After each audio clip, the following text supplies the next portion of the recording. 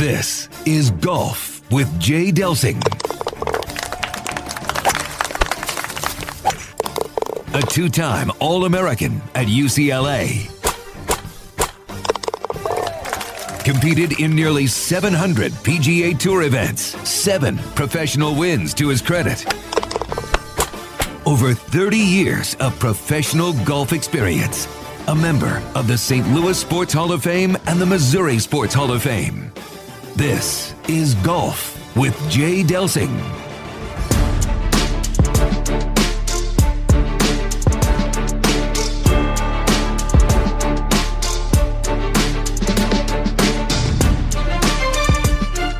Welcome into Golf with Jay Delsing, and with Jay Delsing, I'm Dan McLaughlin. Jay, over 30 years played on the PGA Tour. Now, he's also competing on PGA Tour Champions. You'll see him at the Stiefel Charity Classic coming up later in the summer. We always try to highlight some of the great things that are being done locally in our community with people that are making a difference in the golf side of things.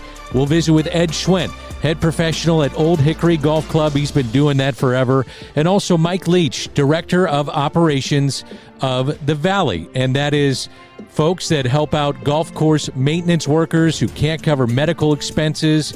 And you can imagine, given the environment of the job and the workforce involved, this is a much-needed area. So looking forward to that. And I think, Jay, I got to hit you with something right off the bat. Got to do this right off the bat. Are you ready? Let's go. I'm ready. By the way, great to see you. Good morning. You too, Danny. It's great to have Ed Schwent. He's been fixing hooks and slices around town for years and years. A great guy. And Mike, and it's really neat to shine some light on this side of golf with the guys that are mowing and working so hard, keeping our courses nice for us. Okay, so I love reading Golf Digest, as you well know. I was just reading it 5 minutes ago before we came on the air. They posed this question. Are you ready for it? I doubt it. See, this doesn't really apply to you, but Good. It applies to me. And I know my answer quickly, without even hesitation. We are now 2 months away from the Masters. That's awesome. So it's something like 56 I days. need something, Danny, to make me feel warmer. This weather's terrible. Sucks. Okay, so they said if you knew you were going to shoot 110 but got a chance to play Augusta National, would you do it? 110 or over? Yeah. And I'm like, where do you sign me up? Yeah. And some of the people in the responses in the magazine said, no, I don't want to be that frustrated. I'm like, are you kidding me? I don't care. Oh. I could shoot 130, which I probably would. Oh, yeah. I'm going to Augusta. I'm playing I'm going to play Augusta National. Do you want my answer? Yeah. No way. I know your answer. No You're way. a pro, I'm man. not doing that. That's going to be 2 rounds. You used to take, though, your group. Yes. And you had a business that took them all over the place, companies we and did. whatnot. Yes. And you used to go to Augusta National. Oh, Danny, it was the best. It was the best. I got to tell you, the very first time I got there, I kissed the ground. I'm not kidding you. It was Literally kissed the ground. I did. I've got a picture of it. I had never seen anything so beautiful, so maintained. It's interesting. I was just having got together with my buddy Travis Liebig, who's starting a new company called Addy Financial, which you'll learn much more about in the coming days. But he was talking about his first experience at the Masters and said, I was dumbfounded at everything they did, from parking that they don't charge you for, to the way that they handle the merch, to the fact that all of the food is a 1973 pricing. And he said he took a couple of customers and he said, not very often do you go to an event that exceeds your expectations. He goes, Augusta kicked it. He said, I couldn't believe how great it was. And I felt the same way, Danny. I was like, holy smokes, man, what is this place? You know, it is. And you know what, Danny? It's also, when you're committed to things like the folks at Augusta National are, and you also have the sort of money that the folks at Augusta National are, it's a really, really cool union of those two things. Because when you watch when you're there for Masters Week and you watch the grounds crew come out, it's an army. It is an army. You look at all of this machinery, and you're like, whoa. It's like, here comes the cavalry. Here they come. I'll never forget, I had a group. We were standing over by the 8th tee, which is a par 5, and it goes up the hill. And if you look up and to your right, you cross over the 3rd tee, the 2nd green is there, and then the 2nd fairway is up in the distance. And everyone had, all the players, because they do first tee starts at Augusta when they can, weather-wise. And all of that, they had started mowing the fairways. And Danny, there were 15 to 20 of these tractors coming down on them. Here they come. It was just, it was awesome. That place is amazing. Let's give you a promo here. If you are a business owner out there and you want to engage with Jay at jdelsinggolf.com, why not? We used to do it all the time, Danny. This little thing called COVID, which has been really, really good for golf in general, was really, really bad for that business, and it knocked it out. But yeah, anyways, I've actually gotten some calls back for that. And again, Travis, we talked a little bit about this earlier in the week, but yeah, if you have something in mind, we're actually, Danny, we both love the MAC. It's my MAC, as all of our friends like to call it, Missouri Athletic Club. Missouri Athletic Club. We go to the West location all the time for lunch, for working out, great facilities and stuff. I'm putting together a golf trip down to Branson this spring. So we're gonna go play Paynes Valley and Big Cedar, and I think Buffalo Ridge, or I got something screwed up. No, Osage National. Big Cedar is where we're going to stay. I got myself all screwed up, but we're putting that together as we speak, so that's going to kind of be fun. So some parts of the world are getting back, to where their businesses are traveling more and things like that. But I think what happened, D, with that business is they realized maybe we don't need to spend quite so much money and do all this entertainment and try to figure something else out. Yeah, but I disagree. If you get a once-in-a-lifetime opportunity, you got to do it. It's a game changer. Yeah. Have you been? I have not. Oh, but then I'm we got to looking get forward. down there. Yeah, I'm looking forward to going to it this spring with you. Yeah, let's go. And you're going to pay for everything, I'm sure, because let's go. I'm your biggest client. Yeah, exactly. Let's go. Let's go. It would be a blast. You just, oh, man. I got to tell you a fun master story. So I stand there with my group. On the 7th, we were in between the 7th green and the 8th tee, and Gary Woodlands was playing, who's a good buddy of mine, was playing with Kevin Chappell, who's also a friend of mine, a UCLA Bruin, and they were playing in the practice round, and they walked by, and I was like, boys, and they're like, hey, what's going on? And we were talking, and I go, these are my guys, and they said hello and everything, and I said, what do we got going here in the 8th tee? And he goes, well, you got nothing. I go, how about putting on a show for us or something? Like, what do you got? And they're like, what do you want? I'm like, let's see some long drives or something out there. So, and Gary Woodland has got 7 gears, okay? And Kevin Chappell's long as hell. So Kevin gets up there, and if you know the hole, it's got the bunker on the right, and then it starts going up the hill. Danny, Chaps gets up there and just smashes one, and the ball stays in the air forever, and I'm like, ooh. And my group is, their eyes are this big, We've got probably 10, 12 guys with us. Gary gets up there and hits a ball that is almost right of the right-hand bunker and on this line, and I'm like, I don't know where the hell that's going. That thing, he texted me early, said he hit an 8-iron into that green. Is that right? And I said, Gary, he goes, Jay, I don't do that very often, but he goes, every once in a while you catch it just right and you're going after it. But most of the time when he's playing, he's, going at 80%. But this was a show, and the boys walked by, and they were both happy because Chaps knew he couldn't get him, and Gary had actually put one in the fairway, so it was really fun, and we were like, whoa, these guys are really good. All right, let's go back to last weekend. We'd love to go through the news and the notes. We just did about 8 minutes on Augusta, which we were going to save for when they play at Augusta, but why not? We change things up all the time. Augusta deserves to be brought up anytime we want because it's so cool. You are 100% right. Yep. Now, at the Waste Management, Thomas Dietrich, I didn't know if he was going to hold on, and then he goes, 6 birdies in the last 5 holes and wins the Waste Management, which was so much fun to watch. Absolutely, and I think what was most impressive is his weekend, Danny. You know what? It's hard to get that first win, and Thomas Dietrich is a really, really good player. Shout out to our good buddy Mike Small, head golf coach over at the University of Illinois. Thomas Dietrich is an Illini alum, and he just got it done. And what did he wind up winning by 5? 5. Yeah, and it was just impressive. And, Danny, that scene coming down the stretch can either be really relaxing or really tense because of all the people, all the beer, all the cuckoo, standing on 16T and just to watch him handle it and watch it all go down was super cool. And again, golf wins, Danny. I mean, golf wins. That tournament raised over $20 million for that area, and the party rolls on, baby. Absolutely. It rolls on. What is it like from a professional golfer's perspective when you're leading a tournament and you have this wide margin between you and number two, and you've won thousands of tournaments, and man, I just need to play decent here down the stretch. These last 3 to 4 holes, just par them. Yeah. And I got it. The championship or the tournament's going to be mine. How do you deal with that kind of pressure as a pro? Yeah, you can't think about just parring it. You have to stay with your game plan. You have to make committed golf swings to hitting targets, hitting distances. You know what I mean?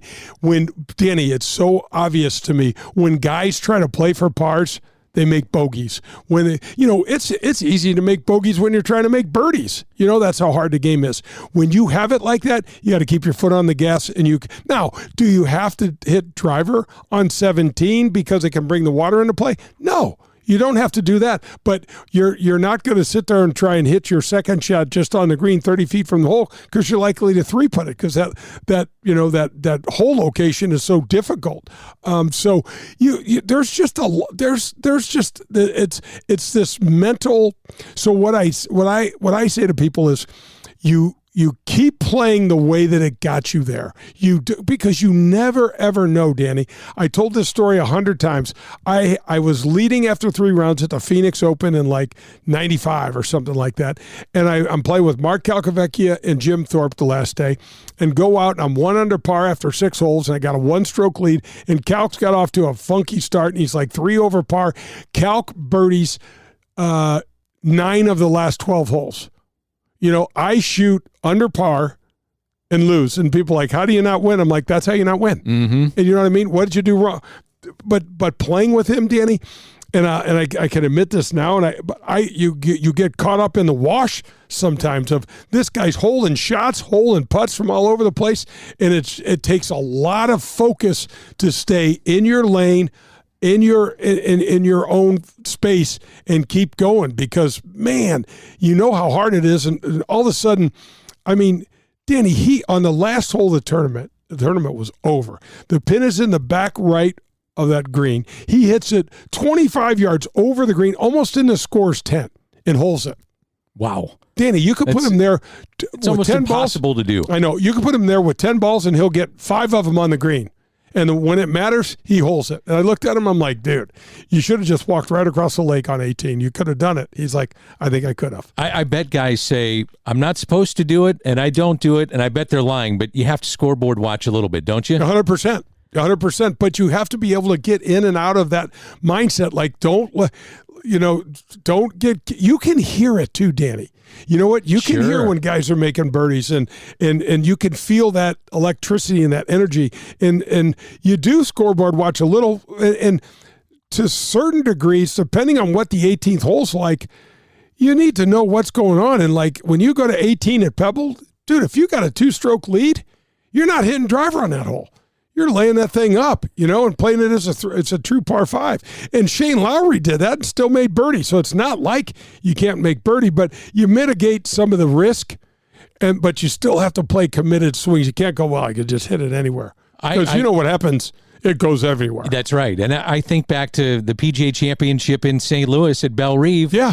How do you not hear the roar of the crowd with what's going on with Tiger? Well, the place was, the ground was shaking, man. It was shaking on the 9th green when he held that shot after. And you want to talk about hitting it everywhere?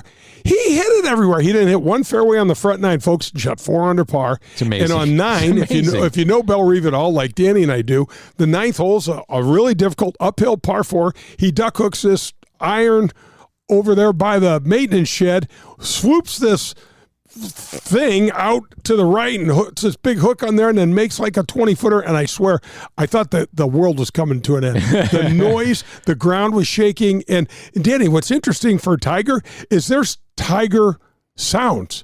Like you can hear the difference in certain things. Tiger walks out of the Porta-John, half the people applaud, It's absolutely crazy. You can't tell me experience doesn't matter in sports, because I went back and looked at the 5 in the top 6. Okay, guys that finished 5 in the top 6 here. Dietrich's 32. Michael Kim is 31. Daniel Berger's 31. Jordan Spieth, 31. Justin Thomas, 31. Experience, Jay, in any walk of life, any sport, certainly in golf, it just matters. And these guys are in the primes of their career. Absolutely, Danny, and it's a great catch because, look, there's great 22, 23, 24. Look at Luke Blant, some of these amateurs. And that's where I was going with this. Yeah, there's some really, really good players. But, man, you know, you got to run your head into that wall a few times to figure out, oh, okay, I need to keep going, but I need to try over here. The wall's a little softer. You know what I mean? And you just do. And the game's tough, you know, and you could do everything right, and someone else can just play better.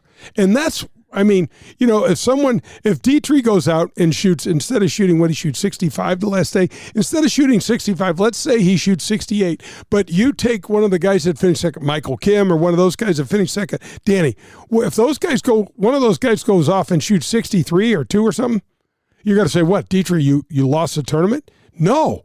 You're going to say, Michael Kim won the tournament. Right. And that sucks. I thought one of the great things over the weekend, and I bet he has a really good year, Jordan Spieth. He looked healthy and he looked good. Yeah, he did look good. Yep. How about that practice routine? Awesome. What in the? Wow. It looks like a balk. I'm like, oh, no, you're not hitting. You're just making that big long. Yeah, I kind of loved it. Yeah, it's working. I mean, he stood up there and piped it down 15, which is a really hard driving hole. And so, yeah, I love it. That golf course is so much fun, man. Coming down the stretch, you got that island green 15. I love that. You got the gong show on 16, and then you got a drivable par 4 on 17, and every one of those holes, Danny, it's not hard to make double bogey on. No question about it. The only thing that I would say, Danny, that I'd love to see is somehow if they could, and I know they can't because they're landlocked, but that 18th hole now is just too short. Everybody can, the water doesn't even come into play anymore. Taking it over the trees. Just smashing it. Yeah, it's incredible how far they are hitting the golf ball right now. Yep. And landlocked, and we've talked about it. What do? Well, they're going to try to roll back the golf ball. It's not going to make a difference. It's not being rolled back enough. Nope. And we got to, I mean, the only thing you could do on that hole, Danny, is extend the lake and extend the bunkers, narrow the fairway up a little bit, something. But that 18th hole has become a pussycat, and it used to be a lot. I mean, Danny, there were times when I remember hitting, you know, like 3-wood 7-iron, 3-wood 6-iron in there. Every guy in the field's hitting driver wedge now, or less. A lot of them less. You ready to tip your cap? Let's tip it. Tip of the cap brought to you by Dean Team Volkswagen of Kirkwood, our friends. Gosh, Colin Burt, such a great guy. 314-966-0303. It says Volkswagen. Colin can get you any sort of vehicle. Great guy. You're going to tip your cap. You didn't know it yet, but you are. You're going to tip your cap because here's a guy in Jay Delsing that grew up at Norwood and hustled. This could be a short tip of the cap, I think. You were toting bags all over the place, but one of the things you got a firsthand look at is the maintenance workers. And we're going to visit with Mike Leech coming up after the timeout about what he's trying to do to shed light on that, help them out financially, help them out with medical bills, things of that nature. But the maintenance workers don't get enough credit at golf courses. 100%. And that's not what I thought you were going to say, and I'm glad. And we are tipping our cap. We've got Mike Knoll and his staff over at Norwood Hills. We've got, oh gosh, I'm drawing a blank on the Bell Reef staff, though, that they do a great job. And now we've got Mike, who has spent years and years on the business and in the professional side of the game, and now he is helping the superintendents. There's a National Superintendents Association in the country that these guys do the thankless stuff. Danny, they're up there every day. It's somewhere between 4 and 5 o'clock in the morning, mowing, taking down trees, planting trees, doing all of the things to make our experience better. And by the way, what Mike is doing with this We Won foundation and golf event is, you know, trying to offset some of the expenses that these guys incur because of injuries and stuff that happen while they're working. And you think about guys that I know guys that have tractors fall on them, Danny, you know, they're cutting. You take Bell Reef. I mean, there's a lot of unlevel areas, and that grass still needs to get cut. So they're hand mowing, they're doing all this stuff, they fall, they get hurt. I think Mike Wan told us when he was on where he grew up in Illinois, he was on the grounds crew and got a really quick zap out of some water issue with some electricity. So there's a lot of danger, a lot of things that could go wrong. and we need these guys. And so we're going to try to shine a little light on them and the thankless job they do, and we appreciate that. And we also appreciate the Dean Teed Volkswagen of Kirkwood for sponsoring the Tip of the Cap segment. 314-966-0303. Call Colin today. He'll help you out. We're off and running. This is Golf with Jay Delsing. Coming up, we visit with Mike Leech, and later in the show, Ed Schwent will be in studio, head professional at Old Hickory Golf Club. You're listening to Golf with Jay Delsing.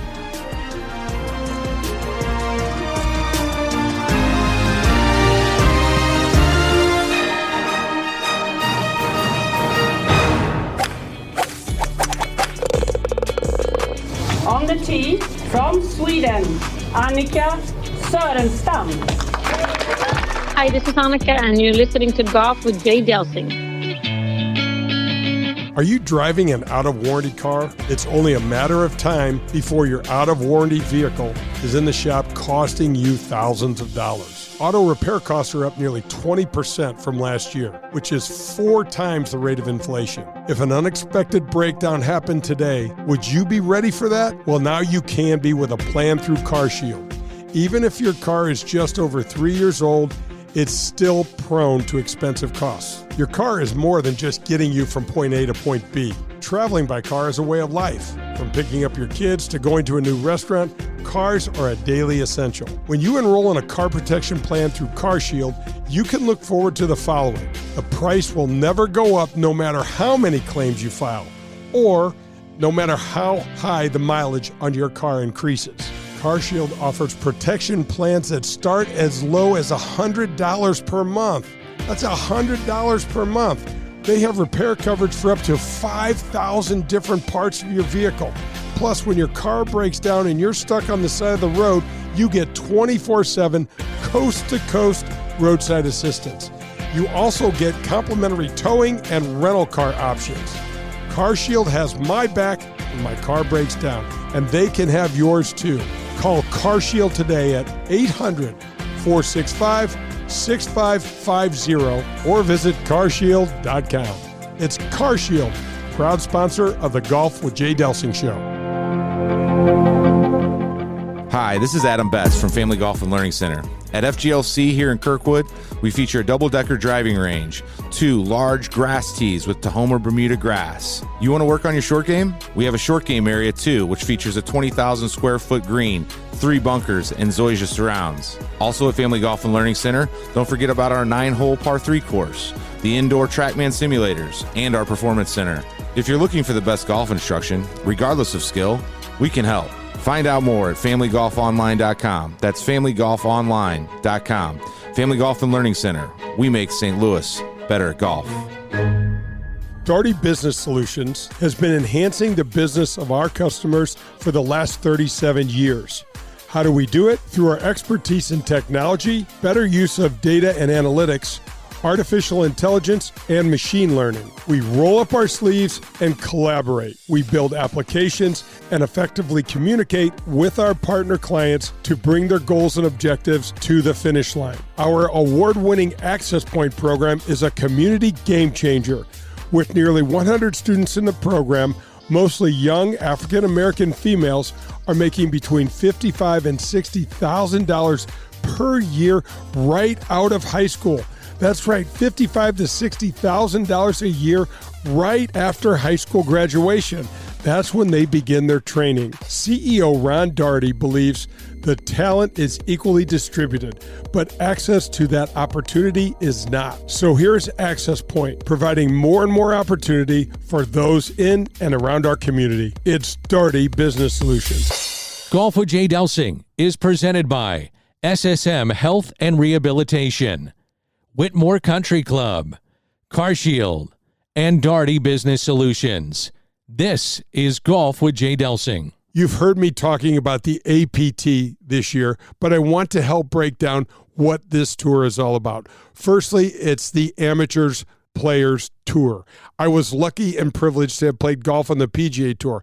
golf's highest level, so I know what it's like to have a real strong and fair competition. For amateur golf, this is absolutely the closest thing to PGA Tour style golf in terms of fairness of handicaps and the competition. Secondly, APT is the largest amateur tour in the country. In just over 6 years, Matt Minder and his team have over 7,000 members with over 44 local chapters spread across the country. The Amateur Players Tour runs over 800 tournaments a year. 800!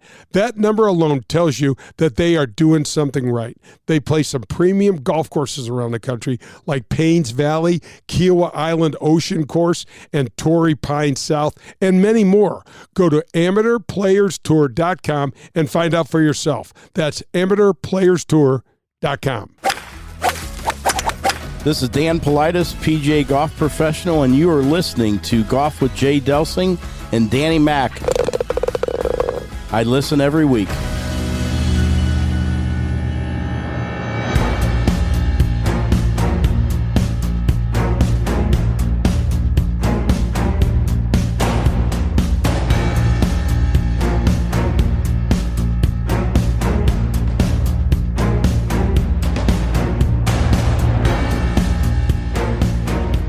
Golf with Jay Delsing rolls on, and with Jay Delsing, I'm Dan McLaughlin, and we have the Director of Operations of the Valley. And we're going to get into a long title here in just a moment, and that's Mike Leech. Mike, great to have you in studio. Thanks for coming in. Thank you. Thanks for having me. What is the official title? So golfers out there and those in the golf business will know this title.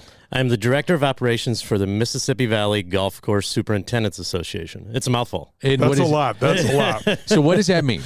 It means if you think of me as similar to what Allie does at the Gateway PGA, we are probably, I'd say, less formal than that section of the PGA, but we are a section of the Golf Course Superintendents Association of America.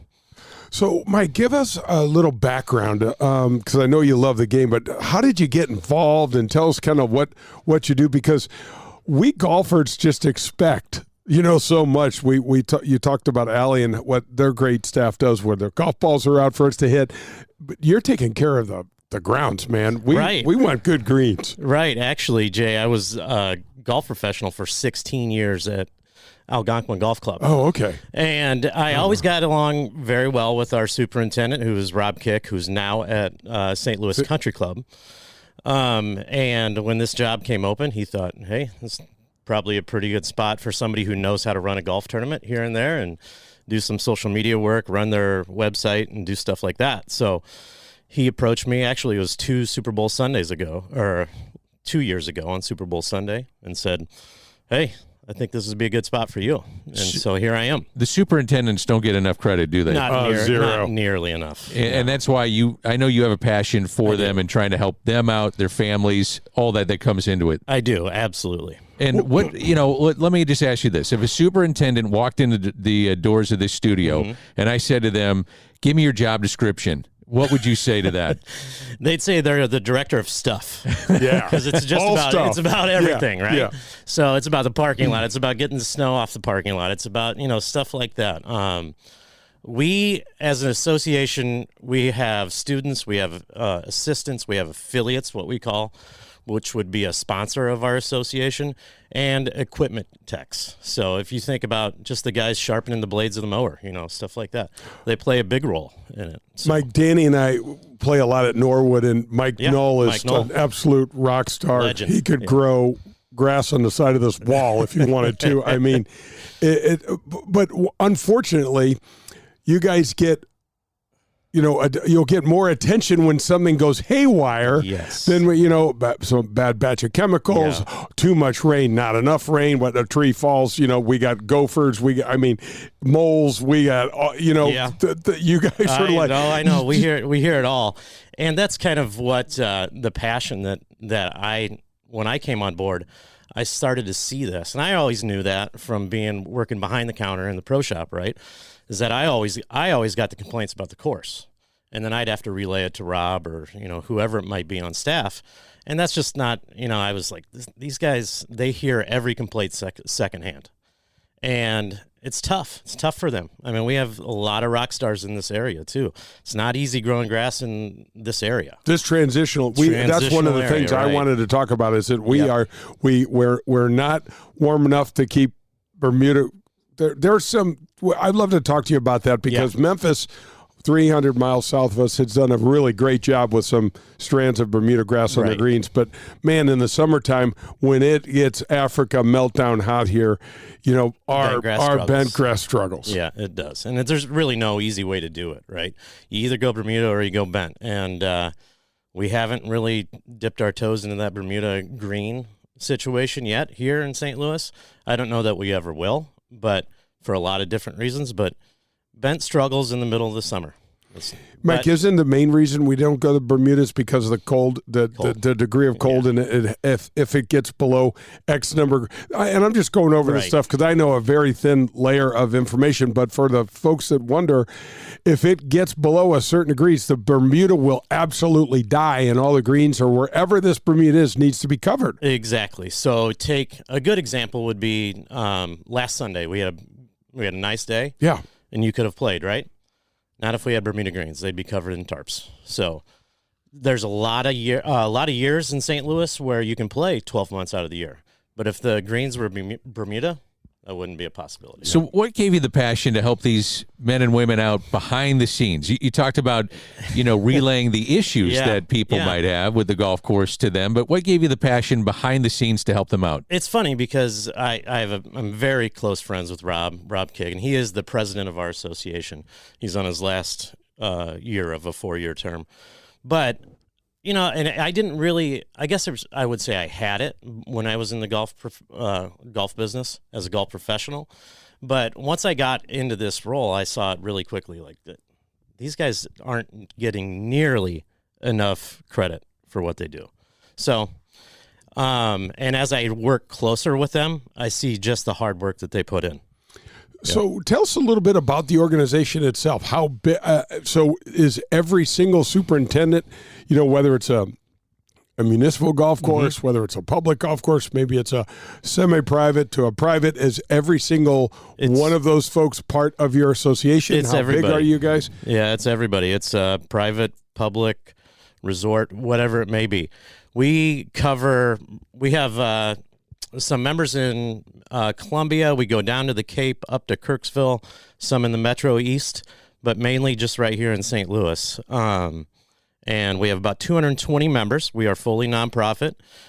Just wrote a check to Arkansas, the University of Arkansas Turfgrass for $8,000. So everything we raise, we give it right back, whether it be in the form of a scholarship or have you heard research. of the Danny Mack and the Jay Delsing charitable fund? That Would you like some? To grow your backyard, we need to get some bent grass in that backyard. We need help. Maybe some Tahoma. Yeah. The Tahoma grass over at Family Golf and Learning Center. Absolutely. Yeah, absolutely. Mm-hmm. So do you have a situation where it's tough for them with families? They're working nonstop, but trying to raise money for these guys and gals behind the scenes. What do you do? Absolutely. So we have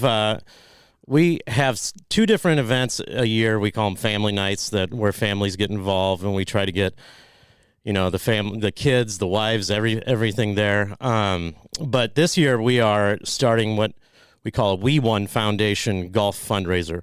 The We Won Foundation is a nationwide charity. And I should mention it's WEE and then not the number 1, but 1 correct with spelled out. So O-N-E. 0NE. Yep. Yeah. Or ONE, excuse me. Yeah. Exactly. Okay. But they're nationwide. They help people. They help golf course maintenance workers who are overcome with maybe medical bills, and their spouses. If you're a dependent of a golf course superintendent or maintenance worker, they will cover your, medical hardships, if you will. And do you see a lot of that with these guys and gals? One of the reasons why we started this event is because the late Tim Allen, who was at Westboro Country Club, passed away 2 years ago now. His family benefited from the We Won greatly, and we thought it was time to give back. So over the years, the Mississippi Valley has probably $25,000 or more over the last 5 years that was given back to superintendents and the families of superintendents here in the St. Louis area. That's super cool, Mike, because, this is labor. This is hard. This is tough conditions. These are hills. You got guys that are trying to get things off of the side of hills with heavy equipment and or by hand, and there's a lot of things that I think, Danny, when we had Mike Wan, who is now the CEO of the USGA on, he worked on the grounds crew and damn near got himself electrocuted in some sort of water leak thing that had I don't know. I remember him telling us he got a really nice pop one day. There's a lot of stories out there like that.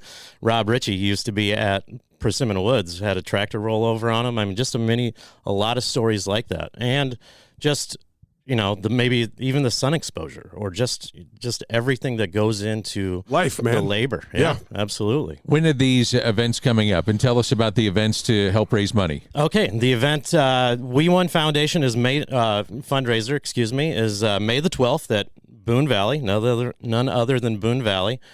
It's a 10 o'clock shotgun. You can sign up at mvgcsa.com. That's our Mississippi Valley website. And you can register right there. It's open for anybody. It's open for the public. It's a great day. We have a great day planned out. It's going to be a 4-person scramble. We're going to have a shootout at the end to determine the winner. And afterwards, we're going to have a little sit-down Q&A with Ozzie Smith. Ozzie's unbelievable. He's unbelievable. He just won the Old Tom Morris Award from the GCSA. Did he really? Nationwide, yeah.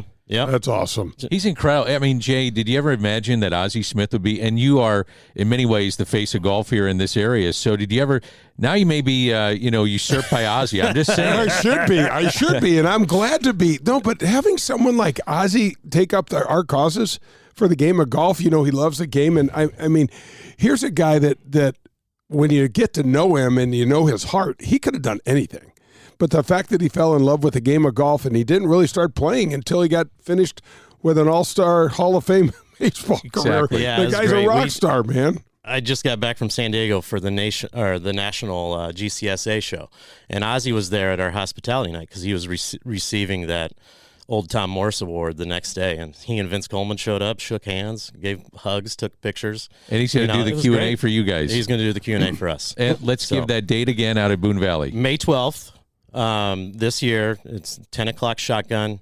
As I said, you can register at mvgcsa.com, and anybody's allowed to come out. Just not open for golf professionals, general managers, anything like that.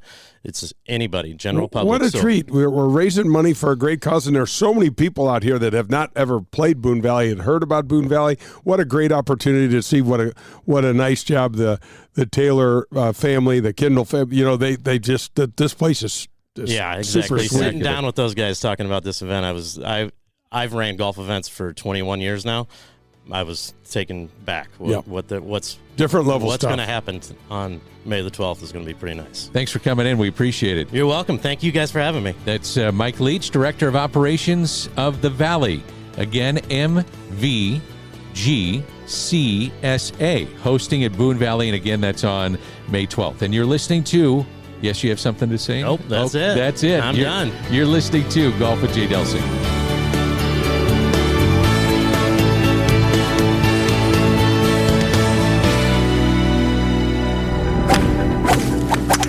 This is Barrett Jackman of the Blues. Unbelievable! Barrett Jackman, of all people, to give the Blues a 2-1 lead. You're listening to Golf with Jay Delsing. Are you tired of watching your golf scores go up every year? Despite new equipment and even a couple lessons, you still fight that slice or your inability to get that ball up and down out of the bunker? Well, get ready to experience better golf with Elevate Golf.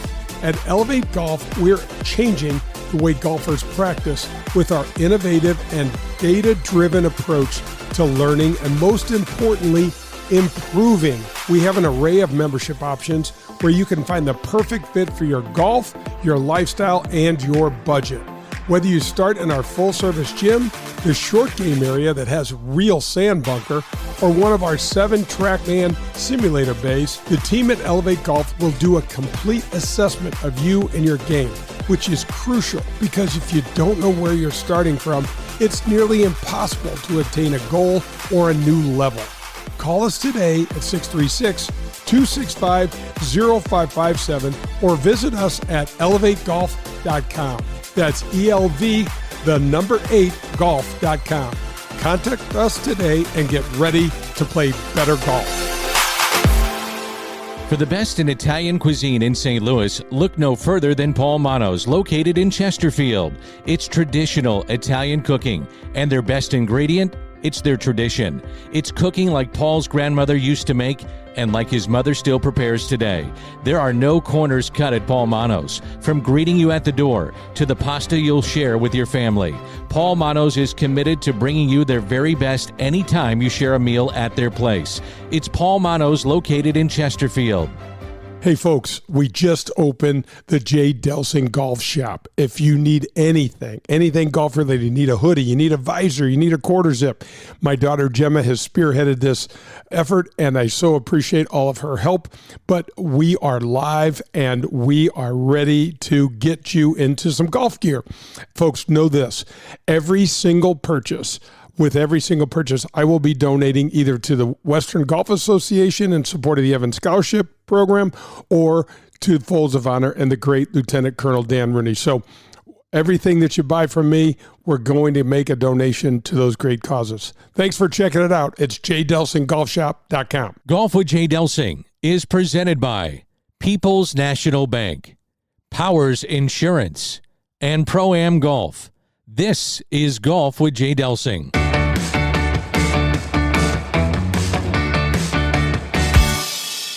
When you're in the market for a new car, there's only one place that I go, and that's Dean Team Volkswagen of Kirkwood. Please call Colin Byrne over there. He's fantastic. His number is 314-966-0303. The Dean Team Volkswagen of Kirkwood will treat you like your family. Not sure you want to buy a car? The Dean Team Volkswagen has the area's largest selection of pre-owned vehicles for lease or purchase. Colin found my Yukon that I'm driving today, and I love it. It's the best vehicle I've ever driven.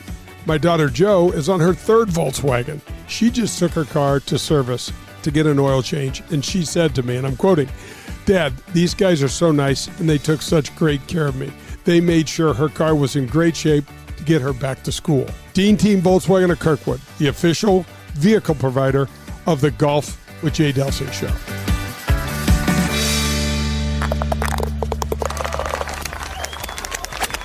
Hello, friends. This is Jim Nance, and you are listening to Golf with my friend Jay Delsing.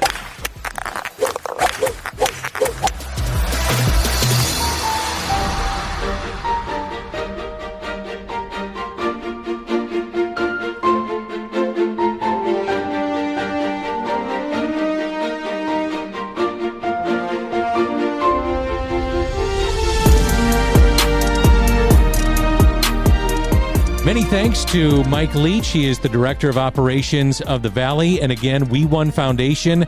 They've got that huge event coming up at Boone Valley. The Q&A with Ozzy. T-Gifts, the CEO of the GCSAA on hand. So find out more with the We Won Foundation, how you can help out. That's Jay. I'm Dan.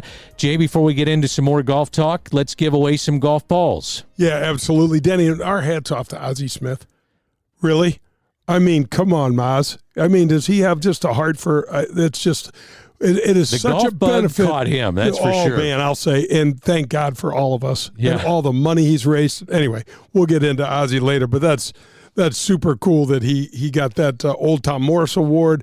And but Danny, we are giving away, and thanks to our buddy Jeff Thornhill at the TaylorMade Golf Company, but we're giving away a dozen balls a week again. So guys, send me an email, put golf balls in the title, subject line Jay@jdelsinggolf.com. You got to spell Jay out on both of those. And guys, get ready to what we're giving away is the TaylorMade two-piece ball. It is the urethane cover, and it is called the Tour Response, and it is awesome. It is also the perfect price. because when we were playing the tour, Danny, we used to say, if it's free, I'll take 3. And most of us tour players tried to take 3. So it's a 2-piece urethane golf ball. It's absolutely great, designed in Carlsbad. It's also got the Tour Response stripe on it, which is that line that helps you line it up better. And we all need golf balls. I try to tell people, like, what's a cool gift to get a golfer? I mean, certain things are creative. You gave me that Wingman speaker. It's still the coolest thing I've ever got. But golf balls, we always need them. And no matter the skill level, everybody needs a golf ball. So, guys, send me that email, jay@jdelsinggolf.com, and we're going to put your name in the hat. We'll draw a winner each week, and then at the end of the month, we will let you know who you are. We'll get your address, and we will get them out to you. One of the texts that we got, we were talking about the waste management, and we saw holes in one. Yeah. And somebody asked us on a text, does a hole-in-one, in your opinion, Jay, on a par 3 constitute a hole-in-one? Par 3 golf course. Yes. Yeah, yes. Great question. Some people are saying yes, some people saying no. What do you think? I'm thinking probably no, because it's not a regulation length course. But I don't know. I mean, gosh, I can tell you this: hard. if I got one on I know, you're par 3 counting course, it. I'm counting and I'm it. thinking if I got one on a par 3 course, I'd probably count it too. So who cares? Count it. I don't know. I mean, the thing is, Danny, I've only played 3 or 4 times on a more executive style course, but the hell, count it. Why not? I say you count it. Yeah, it's 1 stroke off a tee, right? And went right in the hole. Let's count it. Let's go down with that. So the Genesis this weekend, not at Riviera. And that's disappointing, isn't it? Totally sucks. Well, Danny, of all the golf courses on the PGA Tour schedule, you would circle Riviera every single year as a tour player, just because we talked about this before, Danny, and we should bring this up more often. As a player, where you play and where you win matters.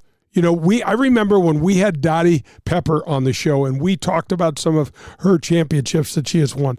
And I'm like, Dottie, it matters. You want to have your name associated with Pebble Beach or Riviera, Hogan's Alley, Oakmont, some of these iconic places. Davis Love won the PGA Championship at Wingfoot. Bryson DeChambeau won the U.S. Open at Wingfoot. Pavin won the U.S. Open at Shinnecock. So as a player, it's all a feather in your cap when you win, but it's a bigger deal to win. It's a big deal to win at such an iconic place. And you talk about the PGA giving back, and that's one of the things that we've been watching all weekend is they've shed more light on the disaster and what's happened in Southern California, which has been great. And the PGA Tour is always there to help, raise money, and to give back. And you talk about that all the time. And it's just one of those things that I can't figure out as an entity, Danny, why the tour doesn't use Talk that about more. It more, yeah. I mean, do some PSAs, do something to try to enhance the way, we've got an issue problem, right? An image problem right now. We look like a bunch of spoiled guys, just money grabbing, slow playing, and let's talk about some of the good things we do and the money that we raise, the people that we help. I mean, hell, let's just talk about Jack and Barbara Nicholas for 5 minutes. I mean, and that's a company in themselves. Those guys are money earning machines for charities, man. What was it? $200 and some odd million for the Play Yellow initiative. Yeah, just the two of them have raised with the Play Yellow initiative since in the last 20 years. It's incredible. So you mentioned how slow the men's game is, and that's been front and center. Yeah. However, the average pace of play in the final round of the Founders Cup on the ladies' side was 3 hours and 42 minutes. Right on. They're figuring it out. They are figuring it out, and listen, they have some turtle dancers over there. They have some, Danny. Some of those women they have been trying to figure this out for a while. I love Charlie. Did you ever hear? I don't know if you follow Charlie Hull much. She is a character. Yes. So she's gotten on social media because she smokes regular cigarettes. And then she shows herself working out. Yep. And so it's all over the place. She's got a dart in one hand and she's lifting weights in the other. It's crazy. But she said, they get a penalty, then you kick them off the tour. Something like, and it was a little extreme, but there's just, make it right so that the product is better on whatever tour you're playing on, and then have enough nerve to enforce it. Let's go. I mean, it's a zero tolerance. There are certain things nobody wants to watch these guys play golf for 5 hours. Nobody. Tom Kim's tough to watch right now, and he's one of my favorites because he's been great on the TGL. Yep. He's shown personality in the international events. Yep. I like him. I want to see him win. He was on full swing. He was great. I do too. He was a stud up in Montreal, at the Golf Club of Montreal, at Royal Montreal. But, dude, you got to get going. Yeah. You got to figure it. I'm all for it, but I'm all for you playing good golf. You got to figure it out. What about Dustin Johnson and TaylorMade? They end their lengthy run together, and maybe you can shed some light on this, Jay. A pro golfer gets involved with TaylorMade or Pinnacle. I don't care. Yeah. Strixon. Titleist. Yeah, Callaway. Yeah, we got them all. Yeah. How does that work with a pro golfer and one of those entities, and then what moves the needle for both entities to keep the association going? Well, obviously the way he plays, and so DJ has been carrying the TaylorMade bag forever, playing the TaylorMade ball. He's won 2 major championships, over 20 tournaments on the PGA Tour, but he didn't make all of those. He was a Titleist guy early.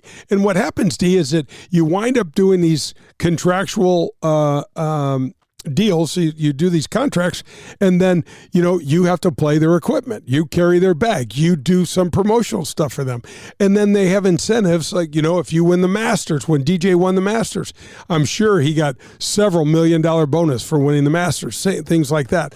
And in the meantime, Danny, they're a guy like DJ. Former world number 1, yada yada. Dominant player at one time on the PGA Tour as well. He's getting over $1 million to carry that. So that's part of the Tiger Woods effect in the game of golf, Danny, where all of these contracts have gotten so much bigger. I was talking to a buddy the other day that said, that if you get your PGA Tour card now, you're guaranteed to make over $1 million all in. Is that right? Like, I had no idea. But if you did the math, you would. And then if you keep your card, Danny, now they're only going to a top 100 from the top 125. I remember looking at this 2 or 3 years ago. 137 guys made over $1 million playing professional golf, official money-wise. 137. It's a lot. Yeah, that's a lot. Yeah. Some of the contracts, speaking of Dustin Johnson, so he's playing over at LIV, some of the contracts of the big-name players are coming up after this year. Yeah. I'm fascinated to see what direction these players go to. Some probably miss the PGA Tour greatly. Some are saying, I'd rather take another check and re-up with LIV and see where it goes. I am fascinated, Jay. I don't know where you stand on this, but just to see where some of the big names wind up going. Well, Danny, this is really interesting because Brandel Chambly played a round of golf with President Trump at the end of last year in December. And he has railed against the PIF, against the Saudis, more than anybody, against the regime. And he said, Donald Trump on every hole, after walking off the green, said, Brandel, I know we have differences of opinion here, but he goes, I'm telling you, Yasser, the man that runs this fund, he likes golf more than you and I put together. And and Brandel said Trump worked on him all day. And Brandel said he doesn't change his opinion on that regime and some of the atrocities that have happened. But he did say, he's like, okay, let's get a deal. Let's figure out some sort of way to unify. Let's figure it out. And let's get the best players back together, because Trump's opinion was LIV's going nowhere, which means, got to come together then on the other side too. Right, Z. So do we find middle ground? Do we fold some LIV events into a PGA Tour schedule? Do we start create something called like PGA Tour Worldwide, where we have tournaments in Riyadh? Do we have tournaments over in Dublin? Do we have, and do we globalize the brand? And then we have maybe a U.S. portion where you're going to have, I'm just making this up, but instead of having 36 tournaments, maybe we have 30, or we have, less, and then we have some every year in British Columbia, and then one over on the east side, maybe in Quebec City, which is a cool place, harder in hell to get to. But, I'm just thinking out of the box. So maybe we go to Mexico. I know we go to Mexico City now, but maybe we go to 3 different places in Mexico. Maybe we go to Costa Rica or to Panama, and hit Central America, go to South. I don't know, but everything should be on the table, and golf has there's a lot at risk here, Danny. There's a lot at risk. One of the things is, what does this look like when you talk about the PGA Tour brand after this, whatever this kind of merger, union, whatever this thing gets together? One of the things that I read that is, I think for sure, Danny, is that the government is not certain to sign off on this merger until I think we got Trump involved now. Mm-hmm. And I think he can figure out a way to get himself involved in that and to make it over. So I'm curious. I don't know what it looks like. I don't know where we go from here. The biggest hurdle for me is that how does Rory not feel slighted when we let John Rahm come back, who took $500 million, and Rory said no to $700? How does that ever wash out? Well, I don't know. You hand them a big check and say, bygones be bygones, and we're moving forward. Who pays that? I don't know. Because I know the PGA Tour doesn't have that kind of money. No, they don't. Nope. And so I don't know, Dave. But to your point, what are we doing? Yeah. You know what I mean? And then how far does the money go with who you decide to pay? And when do you stop? Where do you stop? There's lesser players that said no. I know. Yeah. I know. I mean, my buddy Gary Woodland turned down over $100 million. Did he really? I didn't know it was that high. Yeah. Wow. I know. Okay, speaking of Live, Bryson DeChambeau, he has his second season coming up on YouTube. I think this has been good for golf, and it's shown such a different side of him. He's gone from villain to being one of my favorites. And I loved him as a villain, by the way, too. I know you love a black hat, and I do too. Yeah, and so I think that's been good for golf, this YouTube seasons that he's putting out there. Why not? Show a different side of these guys. I totally agree, Danny. Plus, it's more golf, right? It's more golf content. You're going to get more. We know the younger crowd is all over YouTube. You and I are watching TV and trying to figure out streaming. These other people are watching YouTube videos at nauseum. So we've got to, the Brandel stuff, the Bryson stuff with the hole-in-one over my house, and then he brings in just a guy, and he does it after 5 swings. I was fascinated by that. He's also got that episode of Breaking 50. That's right. Where he's tried to do it with John Daly. He's had President Trump. He gets a lot of influencers and stuff on there. And I think it's great. And he's making serious coin everywhere he goes. And God bless him. Yeah. It leads me to this. Ed Schwent is coming up. He's our guest. I'm sure we're going to get into this. Hopefully we don't forget to ask him about it, but he's got Golf Sensei on YouTube. Super cool. So he's teaching the game. He's just doing lessons on YouTube. Yeah. And it's exploded. Yeah, it's cool. It's a very cool thing. We got you got to check out Golf Sensei. It's Ed Schwent. He's got a friend that's helped him with the business side of I guess it's kind of the nuts and bolts side, Danny, and you know this more than anybody, the TV, the cameras, and the lighting, and the editing and all that, which is a lot. It is a lot. So coming up, Ed Schwent from Old Hickory Golf Club will be our guest. This is fun. You're listening to Golf with Jay Delsing.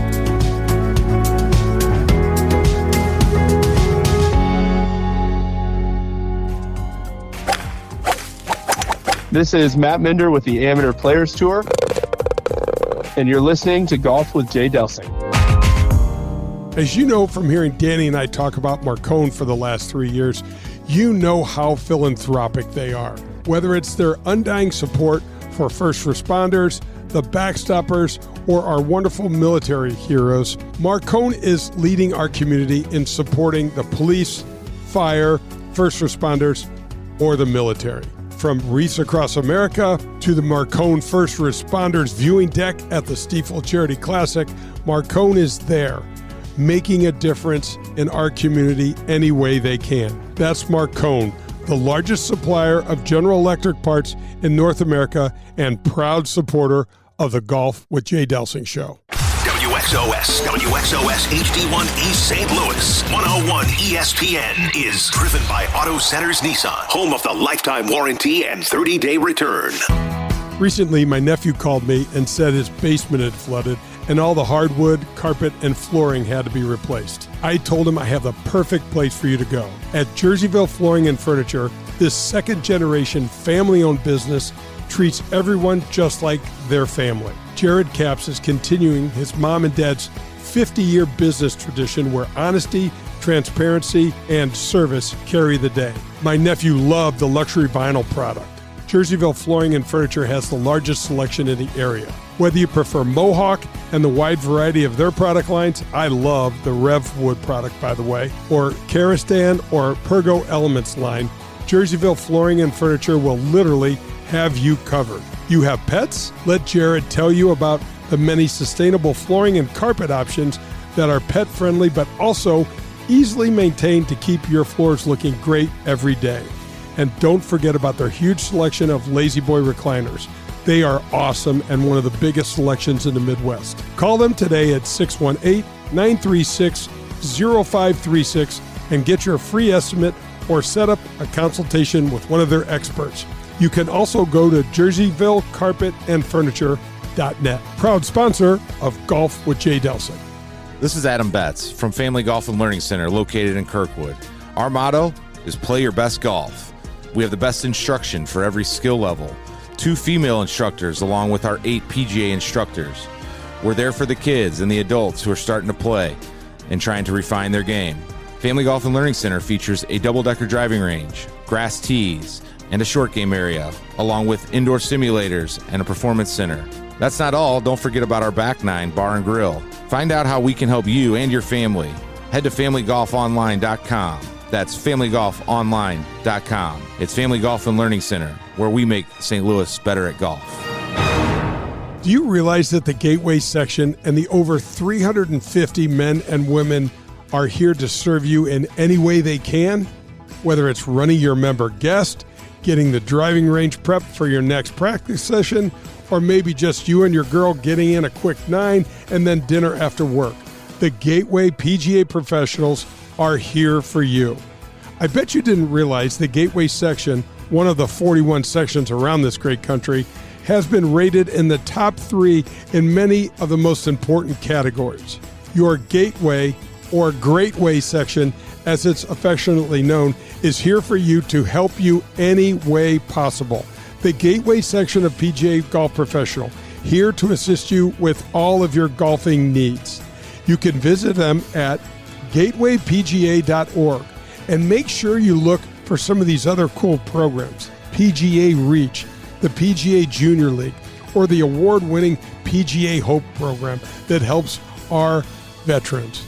That's the Gateway PGA of America, here for you.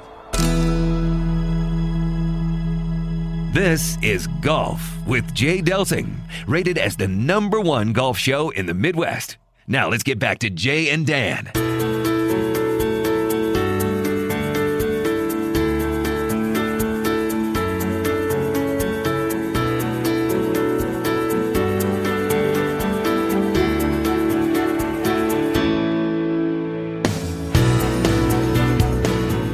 This is Golf with Jay Delsing. With Jay Delsing, I'm Dan McLaughlin, and we have the chance to visit with Ed Schwent, Director of Instruction at Old Hickory Golf Club. And Jay, this is someone you know quite well. Oh, absolutely. Ed, thank you for coming in studio with us. Happy New Year to you. And man, one of the fun things that Danny and I, we get the chance to do some interviewing.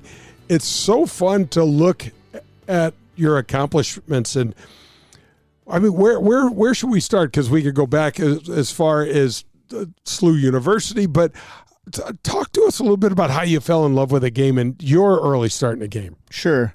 I didn't play golf until I got out of college, so I was a late bloomer. I was able to turn pro by the time I was 30, though, and I got a lot of help from some local guys, Terry Grosh, and Dale Boggs, and Jerry Tucker probably influenced me the most. Oh, those are 3 big, iconic names in the St. Louis golf landscape. Yep, absolutely. And so I was always competitive baseball, basketball-wise, and I looked at golf as something I could just do competitively, as I wasn't good enough to play any further than that, and so I started playing competitive golf amateur-wise, and was pretty successful locally amateur-wise. Won a few things, and stuff, and then was able to turn pro by the time I was 30. So who introduced you to the game? So my dad did. Okay. Right? So yes, but and then I had a guy married my cousin, a guy named Craig Schnurbush, was a great amateur player back in the 80s, and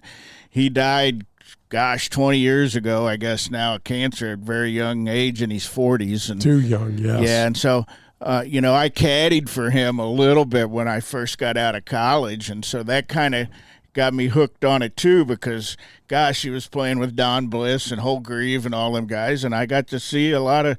I caddied for him in the St. Louis Open at Normandy, and you were in the group in front of us. I remember playing in the St. Louis Open. I played Denny. I got paired with Jim Thorpe's brother Chuck, who wound up winning the tournament. He was a kind of terrifying guy. He was a big, tall guy, and I don't think he was exactly sticking by the rules. Anyway. But yeah, you were in the group right in front of us. I was caddying because I was a member. So I moved to St. Louis in 1981 after college, and I joined at Normandy. Oh, sure. And Normandy was great then. Yep. I mean, it really was. Still private, Oh, yeah. It was a neat place. And like I said, so Craig asked me to caddy since I'd been playing there, and so that was probably 1982 or 83 probably when you were playing. Yeah. Is that about right? No, that's about right, because 82 would have been the end of my junior year. That was absolutely when I was playing. And the people that won that tournament, I mean, Jeff Maggart won. Phil Blackmore won here. Yeah, absolutely. I mean, we had some great players come through there. We really did. It was funny, D, back in the day, you were looking for a place to play. I was still an amateur. I never played in the St. Louis Open because unfortunately, Ed, it kind of went away after that. But when you first turn pro, you're looking for anything.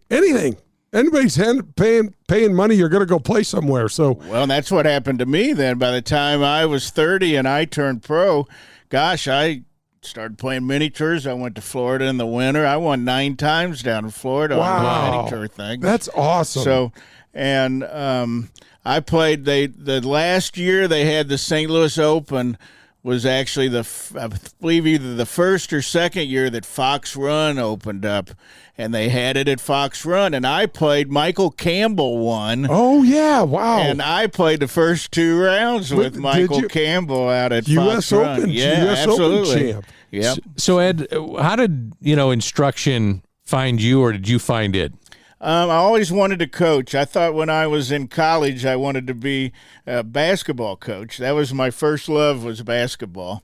And I decided early on in college that college basketball coaches didn't make enough money, so I should just get – this is 1980. Ed, you made the wrong choice. Things have changed a little bit, Ed. But it's honest-to-God truth, Yeah. And wow. I actually interviewed for several different basketball positions, when I was in college, at the college level, but I decided not to do it.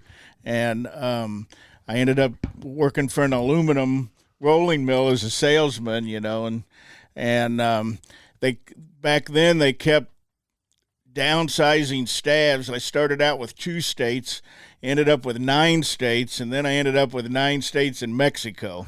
And I hated Mexico, so traveling. And so I decided, I've always wanted to teach and coach. So I thought Ned Story was building Mid-Rivers. Oh, sure. And so he let me go teach there. And so I told my wife that, give me 1 year. If I could make a living at this, I'll try it. And I've been doing it ever since. So. Wow, that's fantastic. So how many years then? I guess 1993. So wow, long time. So we're talking 30 years. 30 plus years. I've given over 40,000 lessons. That's incredible. So you first started at Mid-Rivers? I did. Is it? Oh, okay. So I did. And that had the golf discount connected to it. And man, they and Ned was the one that originally built Old Hickory. Yeah, absolutely. And all that were kind of connected in the back properties there, kind of at one time adjacent they had to each talked other. about actually connecting them. Yes. Wow, that is so interesting. So when you think about teaching, Ed, because things have changed so much, because Danny and I like to kind of call it the Tiger effect because it's just brought so many eyeballs into the game. Now the tech, in my opinion, tech has kind of evolved out of Tiger just because, the way the game is played, the speed, the TrackMan is like such an integral part of the PGA Tour. And I'm old. I'm always the oldest guy in the room, Ed, when we talk. But when I watch someone hit balls, I say to Danny, I don't need a TrackMan. I can see by the way the ball flies. Just do that. And some of the young people will say, well, what is my spin rate on that ball? I'm like, it's perfect. Just do that. And what I want to, and I don't know where you weigh in on that, because you probably have to use tech and with a lot of the teaching nowadays, but it's interesting, isn't it?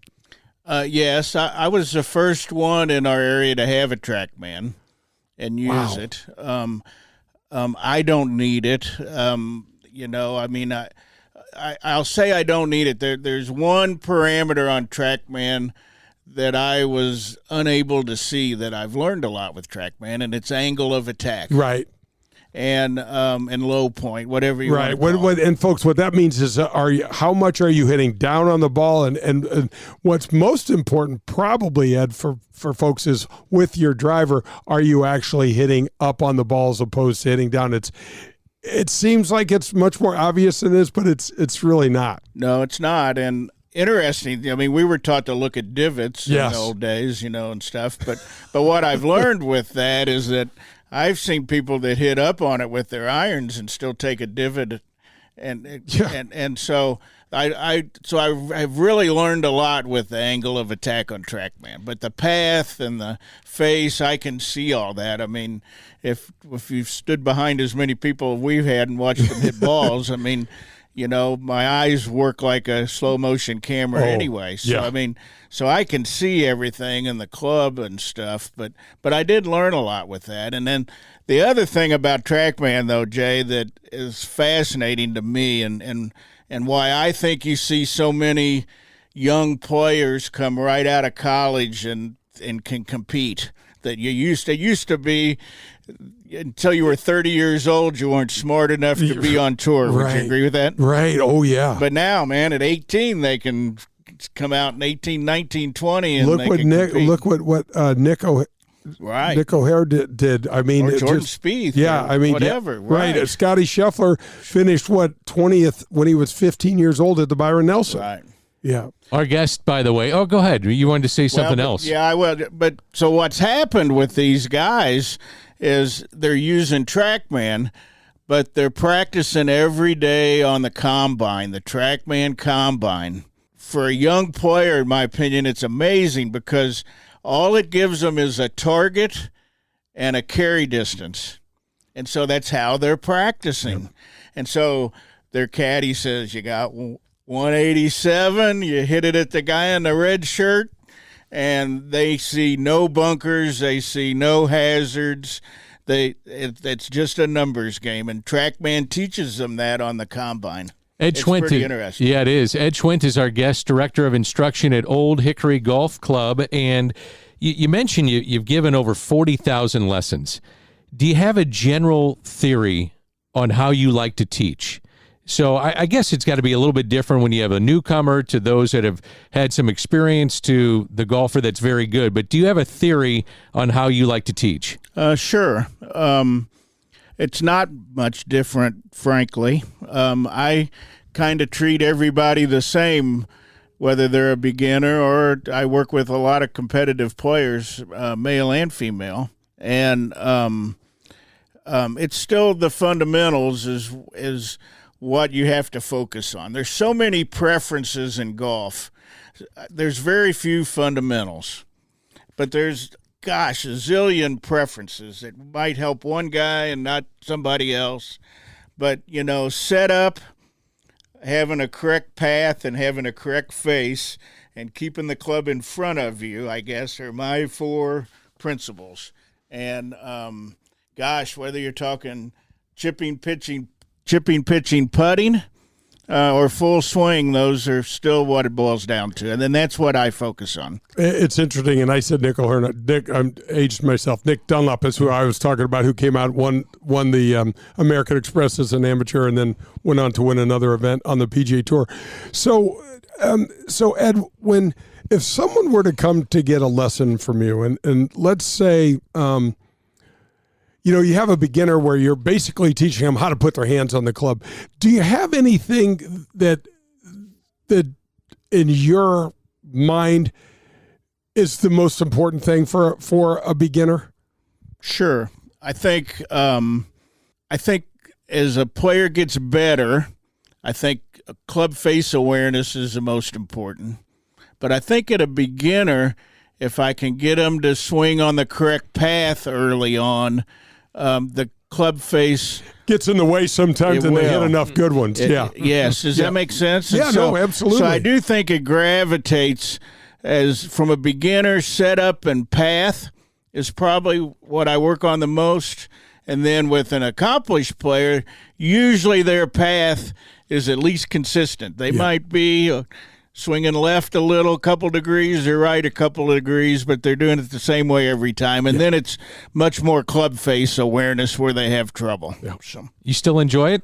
Oh, I love it. Do you really? I'm 65 years old. I'm still working. We could tell. We could tell. And one of the things I was telling Danny that is so interesting, because Dad was like, "Here's a ball. Go figure something out," And so I started playing golf with my mom's clubs, and I had a split-handed grip and all these things. But what we were told was, if you want to hit a draw, you swing out to the right, and if you want to hit a fade, you swing out to the left, and that's kind of that's all it really boiled down to. What we couldn't figure out, Ed, was that why is this ball hooking so much? So we obviously thought we weren't swinging out to the right enough. We didn't relate anything to the club face, which is so, when I look back at it and I think about what people were telling me, and the fact that I was actually playing myself and feeling what I was feeling, that I didn't recognize that the face was so shut. That's why it's hooking so much. It was amazing. But then all the tech comes out. We can see impact now, and you're like, hey, it's the club face is everything, man. Mm-hmm. Especially with irons. Yeah. And so, and in the old PGA manuals, there's a lot of guys argue about this, but that's one thing that techs helped us. They had the ball flight laws, and where the ball started was your path. That's how it was taught for 100 years. And what we've learned with irons is it's the club face is where it starts, and the club face is where it curves. Yeah. And it has nothing to do with the path. No. With irons especially. With irons, it's about a 1-to-1 relationship still with driver. But with irons, it's twice as important the face, 2-to-1, yeah. Ed Schwent is our guest, the Director of Instruction at Old Hickory Golf Club, and we'll take a quick time out, continue to visit with Ed. You're listening to Golf with Jay Delsing.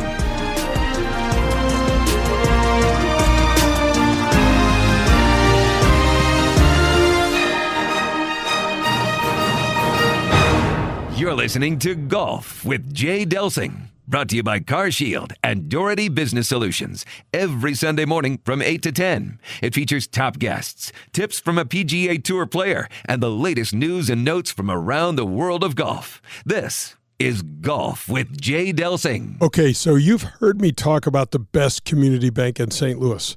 Yes, that's People's National Bank, with over 17 locations throughout St. Louis and their Metro East, and a staff of local St. Louisans. People's National Bank has you and your family covered for all of your banking needs. But that's not all. People's National Bank has everything you and your business could ever need. Business checking and business savings accounts? Yes. Business credit cards and employee services? Yes, you can count on those too, and much, much more. Remember this name, Jason Rantham. This local bank president is here to assist in any way possible. His personal cell is 314-974-2243. That's right. Call the bank president on his cell, and he will take great care of you. People's National Bank prescribes to the golden rule. So call Jason today and see for yourself. People's National Bank is here for you and all of your commercial banking needs. That's People's National Bank. Hi, this is Adam Betts from Family Golf and Learning Center. You're listening to Golf with Jay Delsing.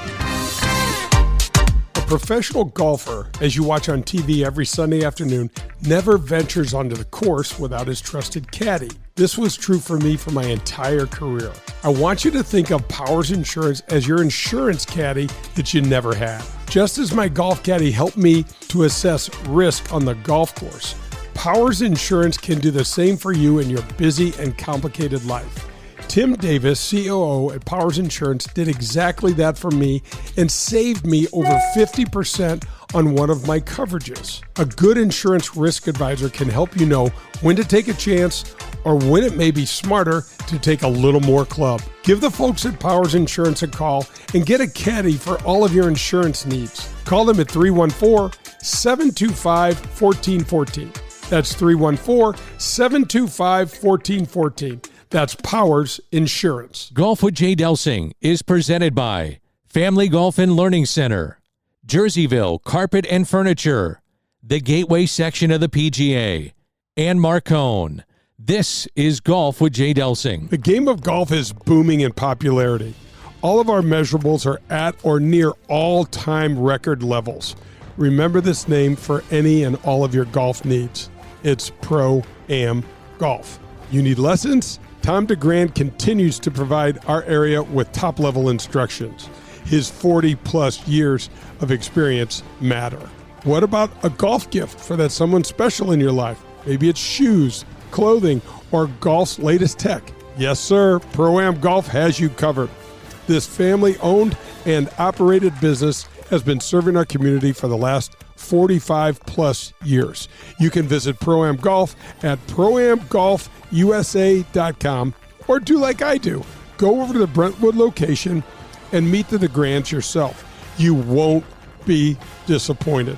Pro-Am Golf for all your golf needs, or check out proamgolfusa.com. Hi, this is Bob Costas, and you're listening to Golf with Jay Delsing.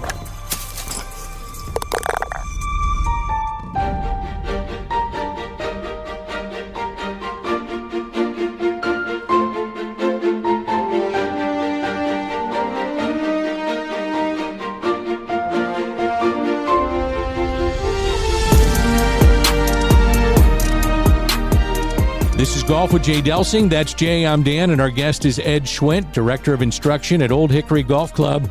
And one of the things in researching what you've done and understanding that you've been a teacher of the year, but also you were coaching. You mentioned in the first segment you loved and had the idea of coaching basketball. You did get to the college ranks. You were coaching at St. Louis University, and they do not have a golf program now. What was that like, and just the experience of coaching at that level? I had a blast. The school was great to me. The most fun part was the road trips with the players. Both I had men and women the last couple of years. We had a women's team as well. And so I think most of the players, I never played college golf. I didn't play until after, but most of the players would tell you that the road trips were the most fun, and most of the coaches would tell you that too. And then, we were in Conference USA when I was first there. Houston was in it, Alabama, Birmingham was in it with Graham McDowell. TCU was number one in the country. Yep. I got to see some of the best players in America, play college golf. Graham McDowell was the player of the year when Tiger was in college. Yep. And when he won the U.S. Open at Pebble Beach, I believe. 2010, yeah. Sure everybody wondered who he was. Well, man, I watched him for 4 years at Alabama, Birmingham. I knew who he was. That wasn't a fluke, and but college golf has changed so much since I was there.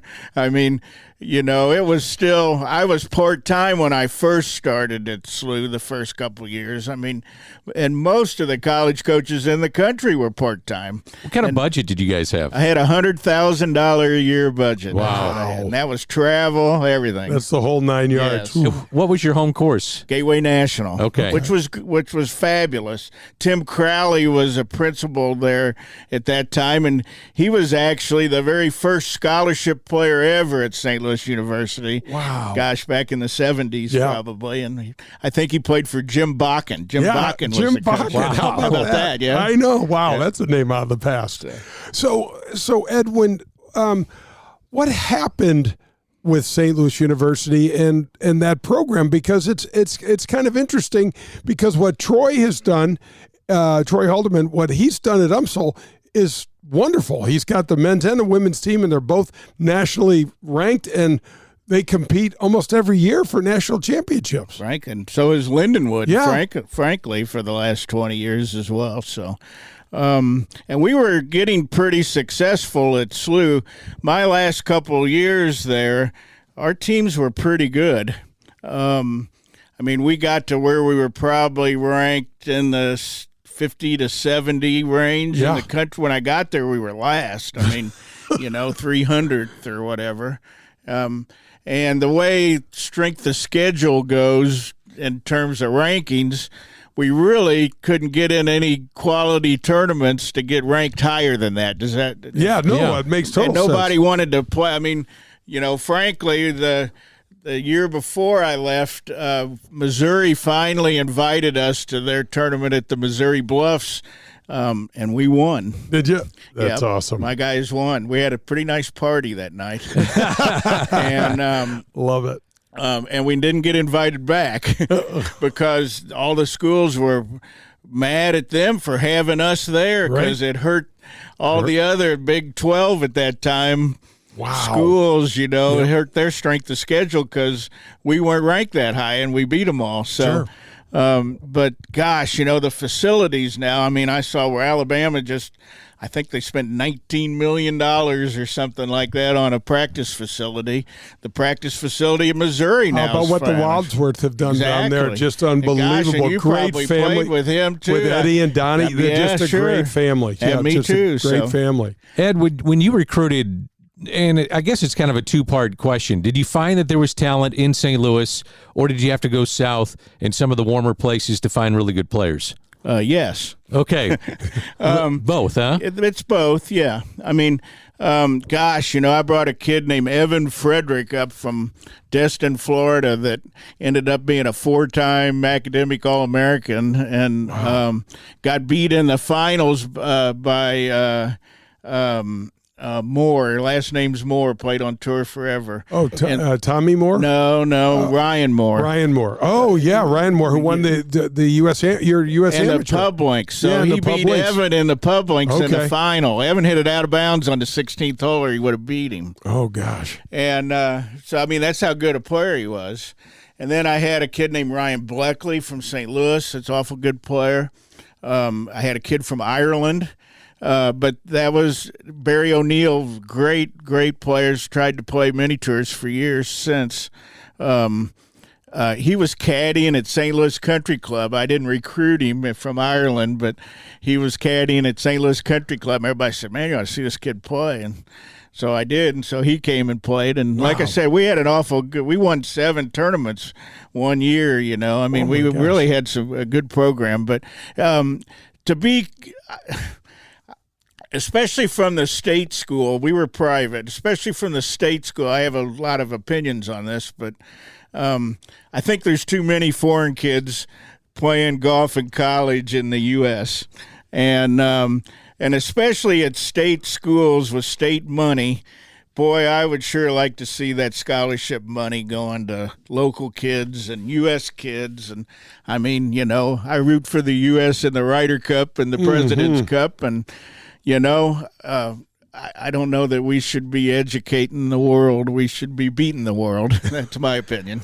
Well, it's interesting because that is, so much of the university programs in the country are feeder systems, both men's and women's, to the LPGA and the PGA Tour. And now both the LPGA has been longer than we have, Danny, but the world is a world tour, plays all over the world, multiple countries and things like that. Now the PGA Tour is doing similar stuff. And you get guys like Ludwig Aubert, who's a Swedish kid and number one player in the world. Was he at Texas Tech? Texas Tech. Yeah, and came out of PGA Tour University. Right. Is that and got wound up, never having to go to the qualifying school.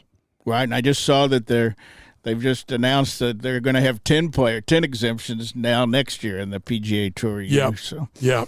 But I think to the Corn Ferry. But, to the Corn Ferry Tour. You're right. Yeah. Ed, what brought you to Old Hickory? What was it after you were coaching at SLU, or how did you get there? Yeah, it was after.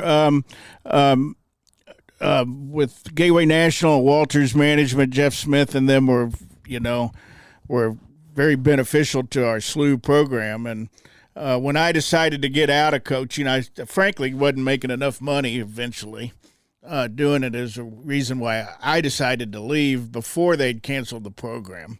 I kind of always felt responsible for that because I had decided to leave, and when they decided they were going to cancel the program, they didn't have to fire a coach because I'd already announced I was leaving. So I always kind of felt bad about that. But I went. Jeff hired me to be the head professional at the Missouri Bluffs. That position was open. And then I went to Gateway National for a couple years there. And then your buddy Gary Hill and his group ended up buying Old Hickory. And when they did, they asked me to come run Old Hickory. And so when we developed it enough and had a lot of members, I couldn't teach as much because it got so busy running the place. And I said, hey, we need to either hire somebody to teach full-time or hire somebody to run the place full-time. And we knew we could get Brett Moomey, who's a great guy, and Algonquin now. And they asked me what I wanted to do, and I said, I think I'd just soon teach full-time again. So I've been doing that now for, almost 10 years, I guess. And now you've got some exciting changes going on over at Old Hickory itself where they're adding, and tell us a little bit about that. Yeah, the Heritage Group that also owns Winghaven and the Legends has purchased Old Hickory in the last year, and they're going to revamp our whole – we've got the best practice facility already in St. Louis, if you ask me, and it's going to be better. They're going to add some short holes and a whole better short game area and 2 or 3 more putting greens. It'll be a very nice addition. I think that place is tough, by the way. Oh, my gosh. For a guy like me, that place is tough. It is tough, man. It is, but it's not as tough as it used to be. The previous ownership did a lot of changes to really make it a lot more playable, but it's still pretty difficult golf course. I agree. He did. One of the things, Ed, that when you look at practice facilities and practice areas, most of them are kind of short on land. Mm-hmm. Not you guys. No, you guys have the biggest amount of turf and tee area that I've ever seen. I agree. All zoysia. It's great. Yep. Beautiful. And different directions, almost a horseshoe, so you can, if the wind's blowing left or right, you can move around to where it's not such a bad wind. And yeah, absolutely. And the target areas are great. Oh, absolutely it is.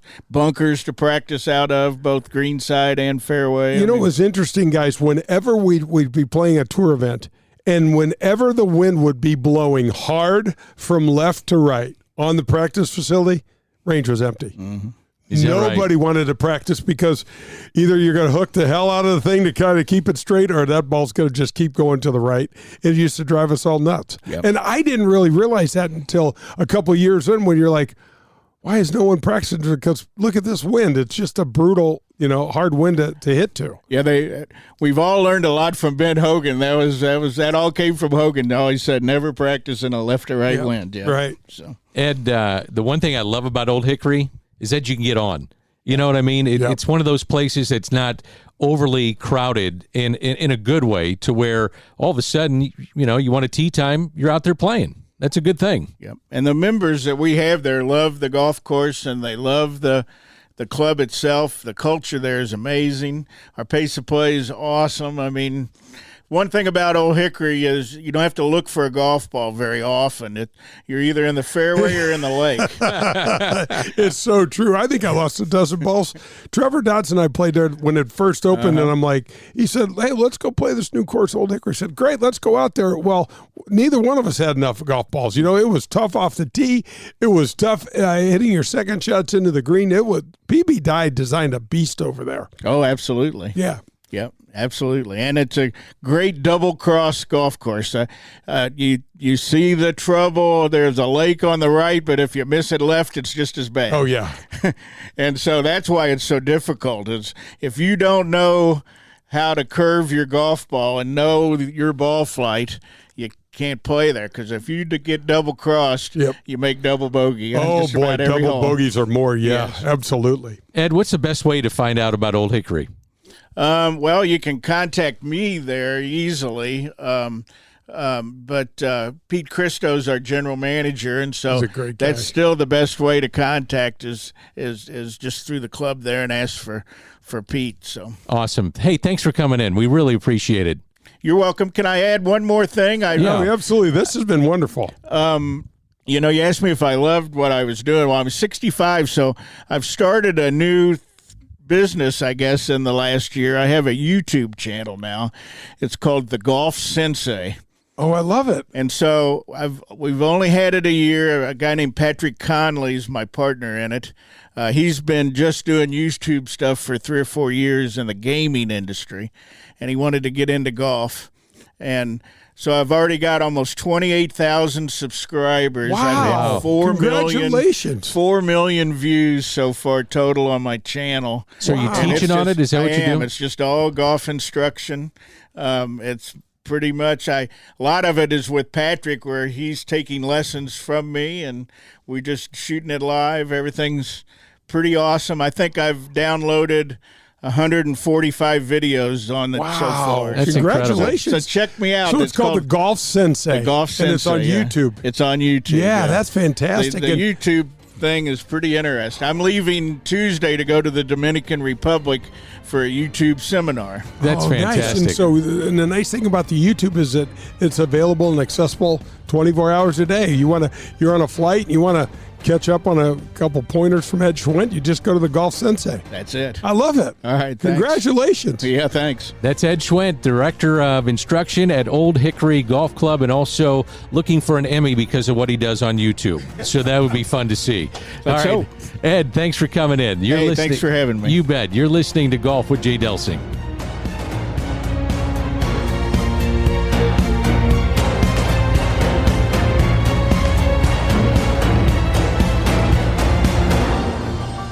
I want to thank Whitmore Country Club for rejoining the Golf with Jay Delsing show. You may recall Whitmore and our good buddy Bummer, alongside top shelf director of golf Brian Main, were one of the very first sponsors of our show almost 7 years ago. So welcome back, my friends.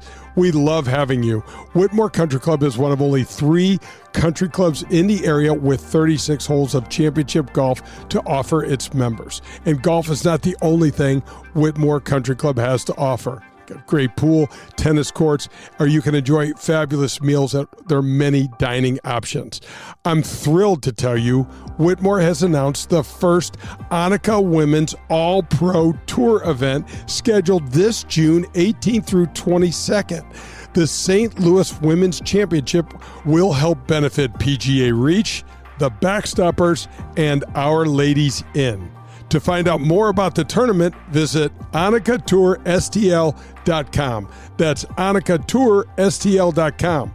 To find more out about Whitmore Country Club, call 636-926-0185. That's 636-926-0185, or visit them on the web at whitmorecc.com. This is Chris Nagel.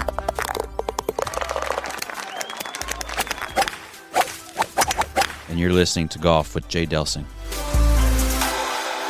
Hey, this is Jay Delsing for SSM Health Physical Therapy. Our golf program has the same screening techniques and technology as the pros on the PGA Tour use. SSM Health Physical Therapy has the Titleist Performance Institute trained physical therapists that can perform the TPI screening on you, as well as use the K-Vest 3D motion capture system. Proper posture, alignment, etc. can help you keep your game right down the middle. We have 80 locations in the St. Louis area. Call 800-518-1626 or visit them on the web at ssmphysicaltherapy.com. Your therapy, our passion. Golf with Jay Delsing is presented by the Amateur Players Tour, CarShield, Darty Business Solutions, the Dean Team, and Elevate Golf. This is Golf with Jay Delsing. Are you driving an out-of-warranty car? It's only a matter of time before your out-of-warranty vehicle is in the shop costing you thousands of dollars. Auto repair costs are up nearly 20% from last year, which is 4 times the rate of inflation. If an unexpected breakdown happened today, would you be ready for that? Well, now you can be with a plan through CarShield. Even if your car is just over 3 years old, it's still prone to expensive costs. Your car is more than just getting you from point A to point B. Traveling by car is a way of life. From picking up your kids to going to a new restaurant, cars are a daily essential. When you enroll in a car protection plan through CarShield, you can look forward to the following. The price will never go up no matter how many claims you file, or no matter how high the mileage on your car increases. CarShield offers protection plans that start as low as $100 per month. That's $100 per month. They have repair coverage for up to 5,000 different parts of your vehicle. Plus, when your car breaks down and you're stuck on the side of the road, you get 24/7 coast-to-coast roadside assistance. You also get complimentary towing and rental car options. CarShield has my back when my car breaks down, and they can have yours too. Call CarShield today at 800-465-6550 or visit carshield.com. It's CarShield, proud sponsor of the Golf with Jay Delsing show. You're listening to Golf with Jay Delsing. To connect with Jay, log on to jdelsinggolf.com. You'll see the latest in equipment, find the latest innovations in golf, and get tips from a PGA professional. That's jdelsinggolf.com. Darty Business Solutions has been enhancing the business of our customers for the last 37 years.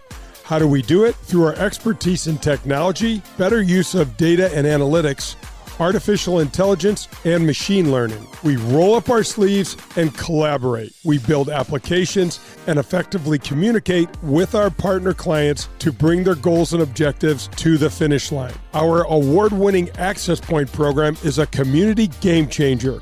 With nearly 100 students in the program, mostly young African-American females are making between $55,000 and $60,000 per year right out of high school. That's right, $55,000 to $60,000 a year right after high school graduation.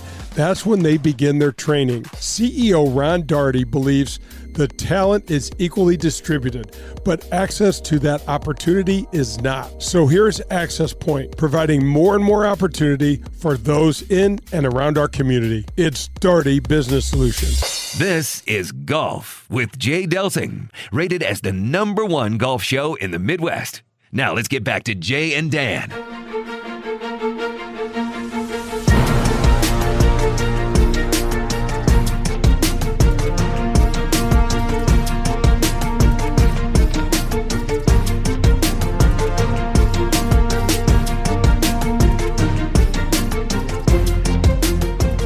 Heading down the stretch, this is Golf with Jay Delsing, coming to you from the CarShield Studios, presented by Darty Business Solutions. With Jay, I'm Dan.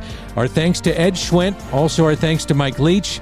Let's jump into our visit with Ed, who was just in studio, and we took the time out. But I know that you love this, Jay, the golf lifers, and Ed Schwent is one of those guys. He's a lifer.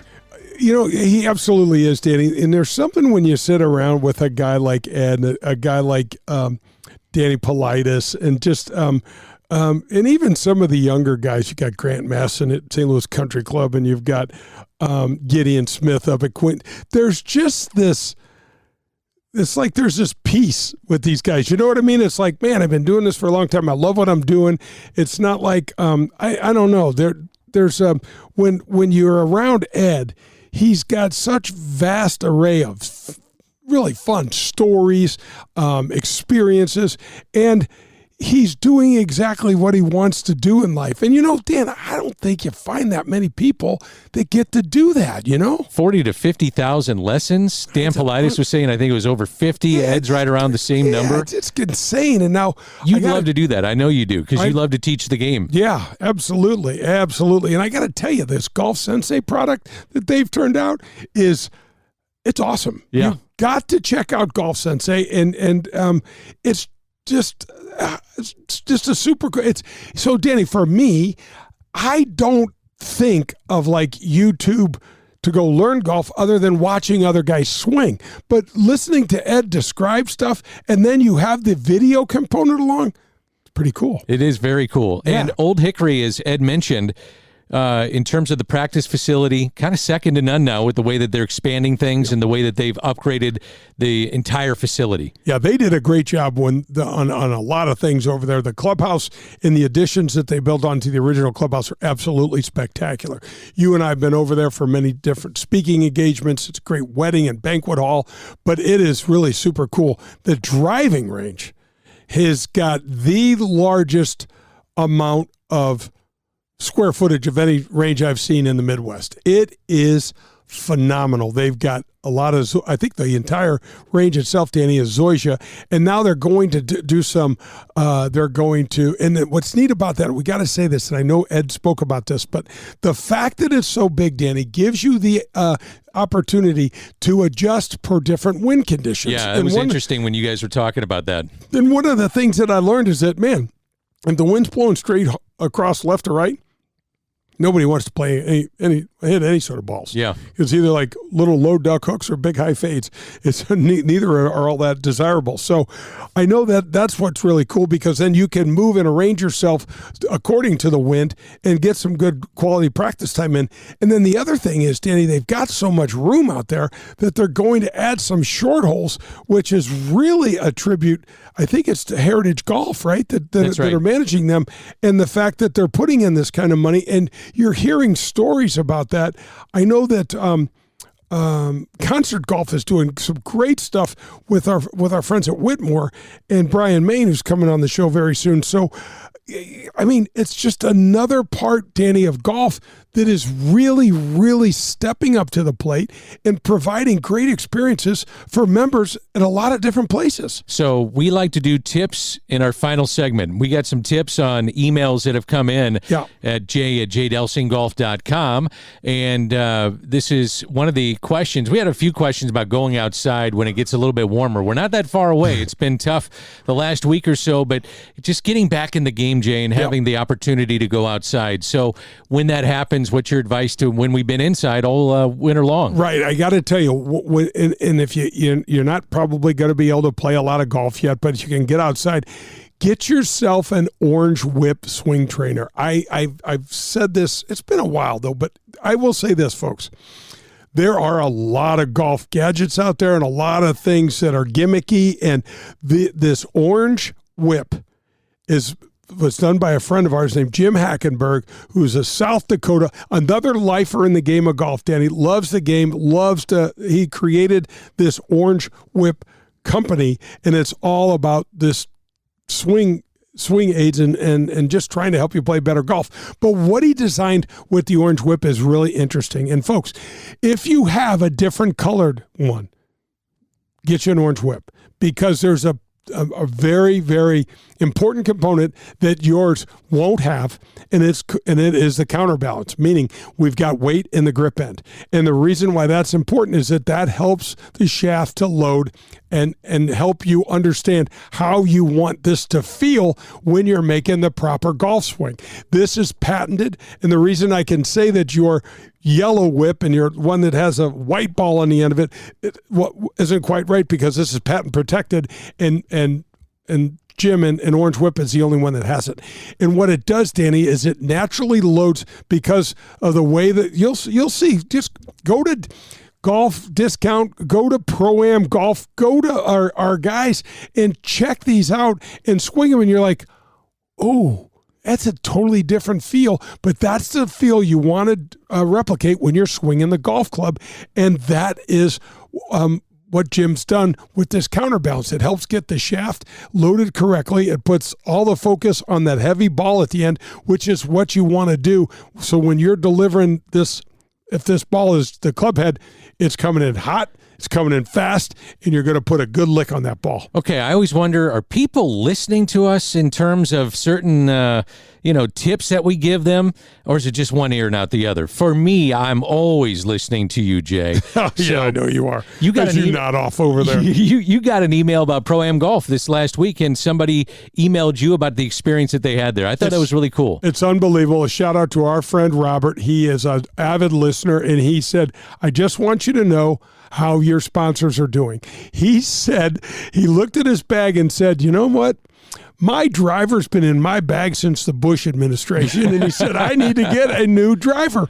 And so he went over, and I think he worked with Joe over there, and and it was an extremely detailed description of what happened, and he couldn't have been happier. Now, Robert's also a gentleman in his 70s. And so he's looking for a little more pop, maybe a senior flex swing in that driver, and he gushed about it so much so, Danny, that I sent a copy of that email to Tom and Ryan and to Todd DeGrand, the DeGrand family. It's a family-run business. I think that's important to know. And they were like, wow, every once in a while it feels so good to hear, hey, man, you knocked it out of the park, because people are much more likely to, Danny, complain, and like, oh, you didn't give me my receipt in my bag. You handed it to me or something, and this is Robert taking the time to go, your sponsors killed it. That's great. And it's really a cool story. And Robert, again, hats off to you. Hats off to our friends at Pro-Am Golf for being who they are. You mentioned seniors, and we do have a question from a 65-year-old. This was interesting. They wanted to know about fairway woods. Jay, should I be going to more fairway woods that I'm, older now than what I'm doing with what I did 20 years ago? Yeah, and the answer is, of course you should. Okay. And here's what I want you to do. This is fun. I want you to Google Fred Couples golf bag. Now, Google Fred Couples golf bag. The longest iron in Fred Couples golf bag is a 6-iron. Is that right? Or maybe it's a 7 now. I think he might have a 6 hybrid. He's got all hybrids. He's got an 8-wood in there, Danny. He's got and he's playing. But you're not going to have that swing. No, I know. But he's like, yeah, I don't hit 4-irons anymore. Too hard to hit. I hit hybrids. I hit these 8-woods, these utility woods. So absolutely do. And go to your PGA professional. Go have those folks help you get yourself fitted. This is we've harped about this. We won't ever forget to mention how important it is to get fitted. But folks, your speed is unique to you, and you need to get the shaft and the components to match up so that you get the best out of it.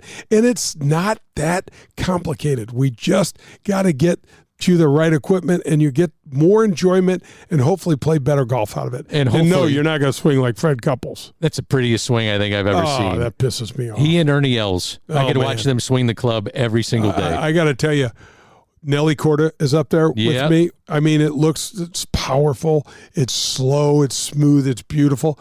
Man, you know what, Danny? I will say this too. Tiger Woods back in the 2000s, right around that time, I was like, oh, you suck. That is so perfect. Everything looks really, really good. So we're talking about coming out of winter and getting your game going. Yeah. And I know one of the things that we get asked about all the time, hit the ball further. You had a few thoughts about that coming out of winter. Yeah, absolutely. So, Danny, the Orange Whip will absolutely help. So here's a couple of ideas, folks, on how to hit it further. Your one will be, okay, let's talk about that first.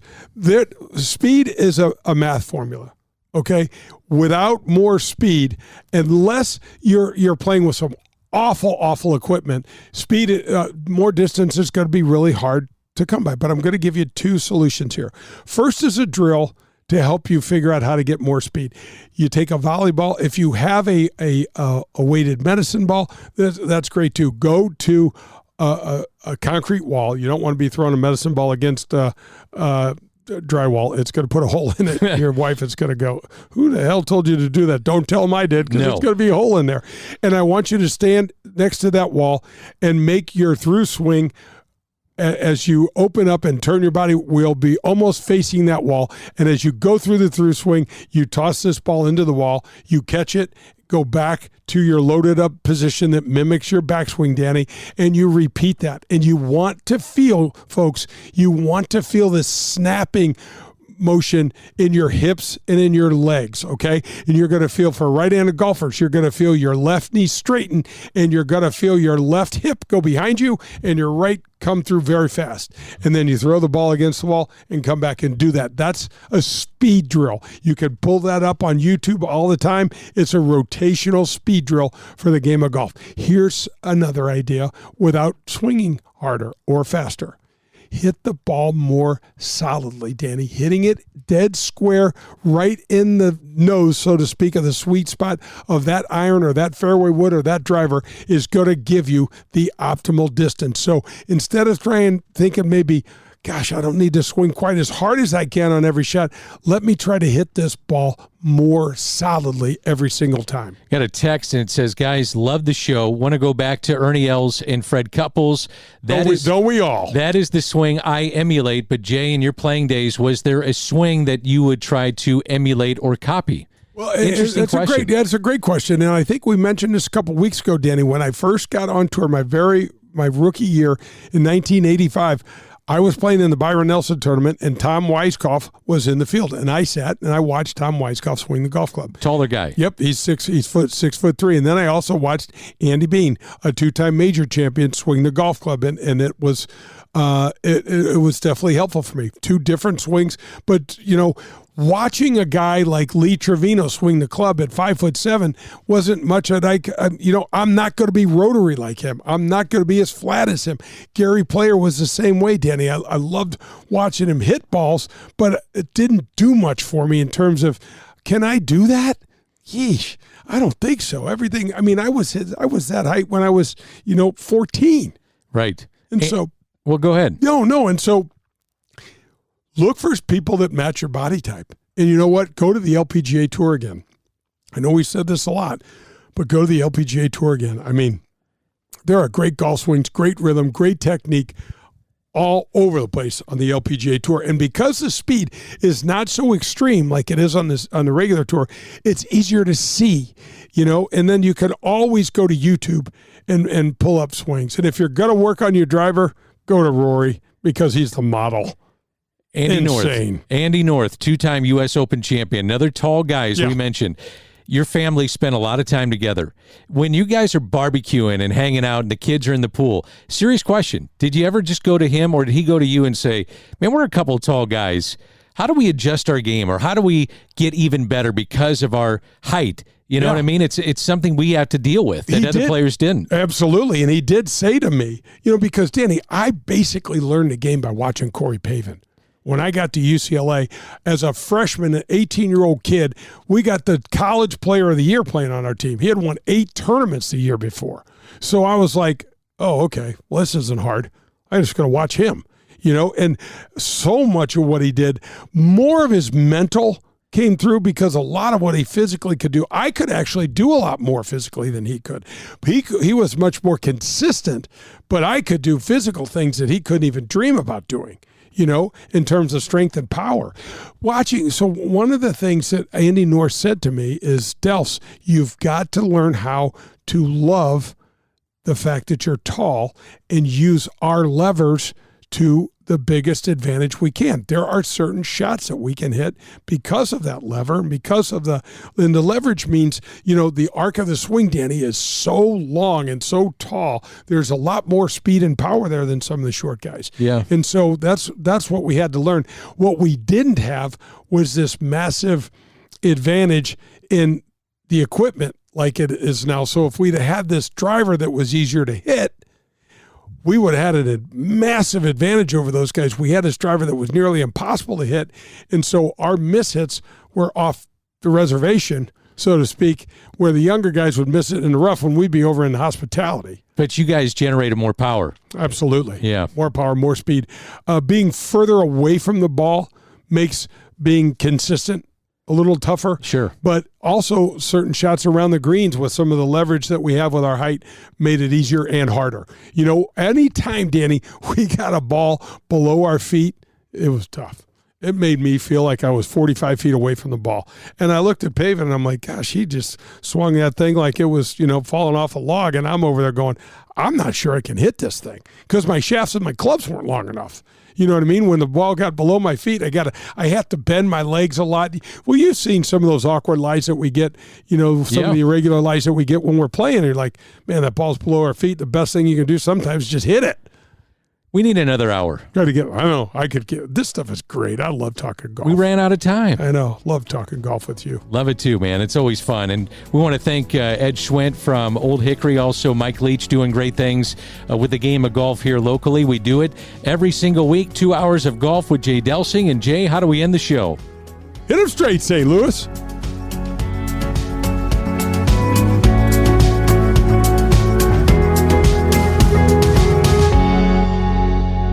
Hi, I'm Adam Betts, PGA professional and owner of Family Golf and Learning Center. We welcome golfers of all ages and abilities, from the junior golfer to the experienced players. From our indoor TrackMan simulators, large short game area, grass tees, and driving range bays, to our golf instruction, leagues, clinics, and camps, we connect you with every resource to reach your golfing goals. We look forward to helping you improve your golf game at Family Golf and Learning Center, where we make St. Louis better at golf. Visit us at familygolfonline.com. That's familygolfonline.com. You've heard me talking about the APT this year, but I want to help break down what this tour is all about. Firstly, it's the Amateurs Players Tour. I was lucky and privileged to have played golf on the PGA Tour, golf's highest level, so I know what it's like to have a real strong and fair competition. For amateur golf, this is absolutely the closest thing to PGA Tour style golf in terms of fairness of handicaps and the competition. Secondly, APT is the largest amateur tour in the country. In just over 6 years, Matt Minder and his team have over 7,000 members with over 44 local chapters spread across the country. The Amateur Players Tour runs over 800 tournaments a year. 800! That number alone tells you that they are doing something right. They play some premium golf courses around the country like Paynes Valley, Kiowa Island Ocean Course, and Torrey Pines South, and many more. Go to amateurplayerstour.com and find out for yourself.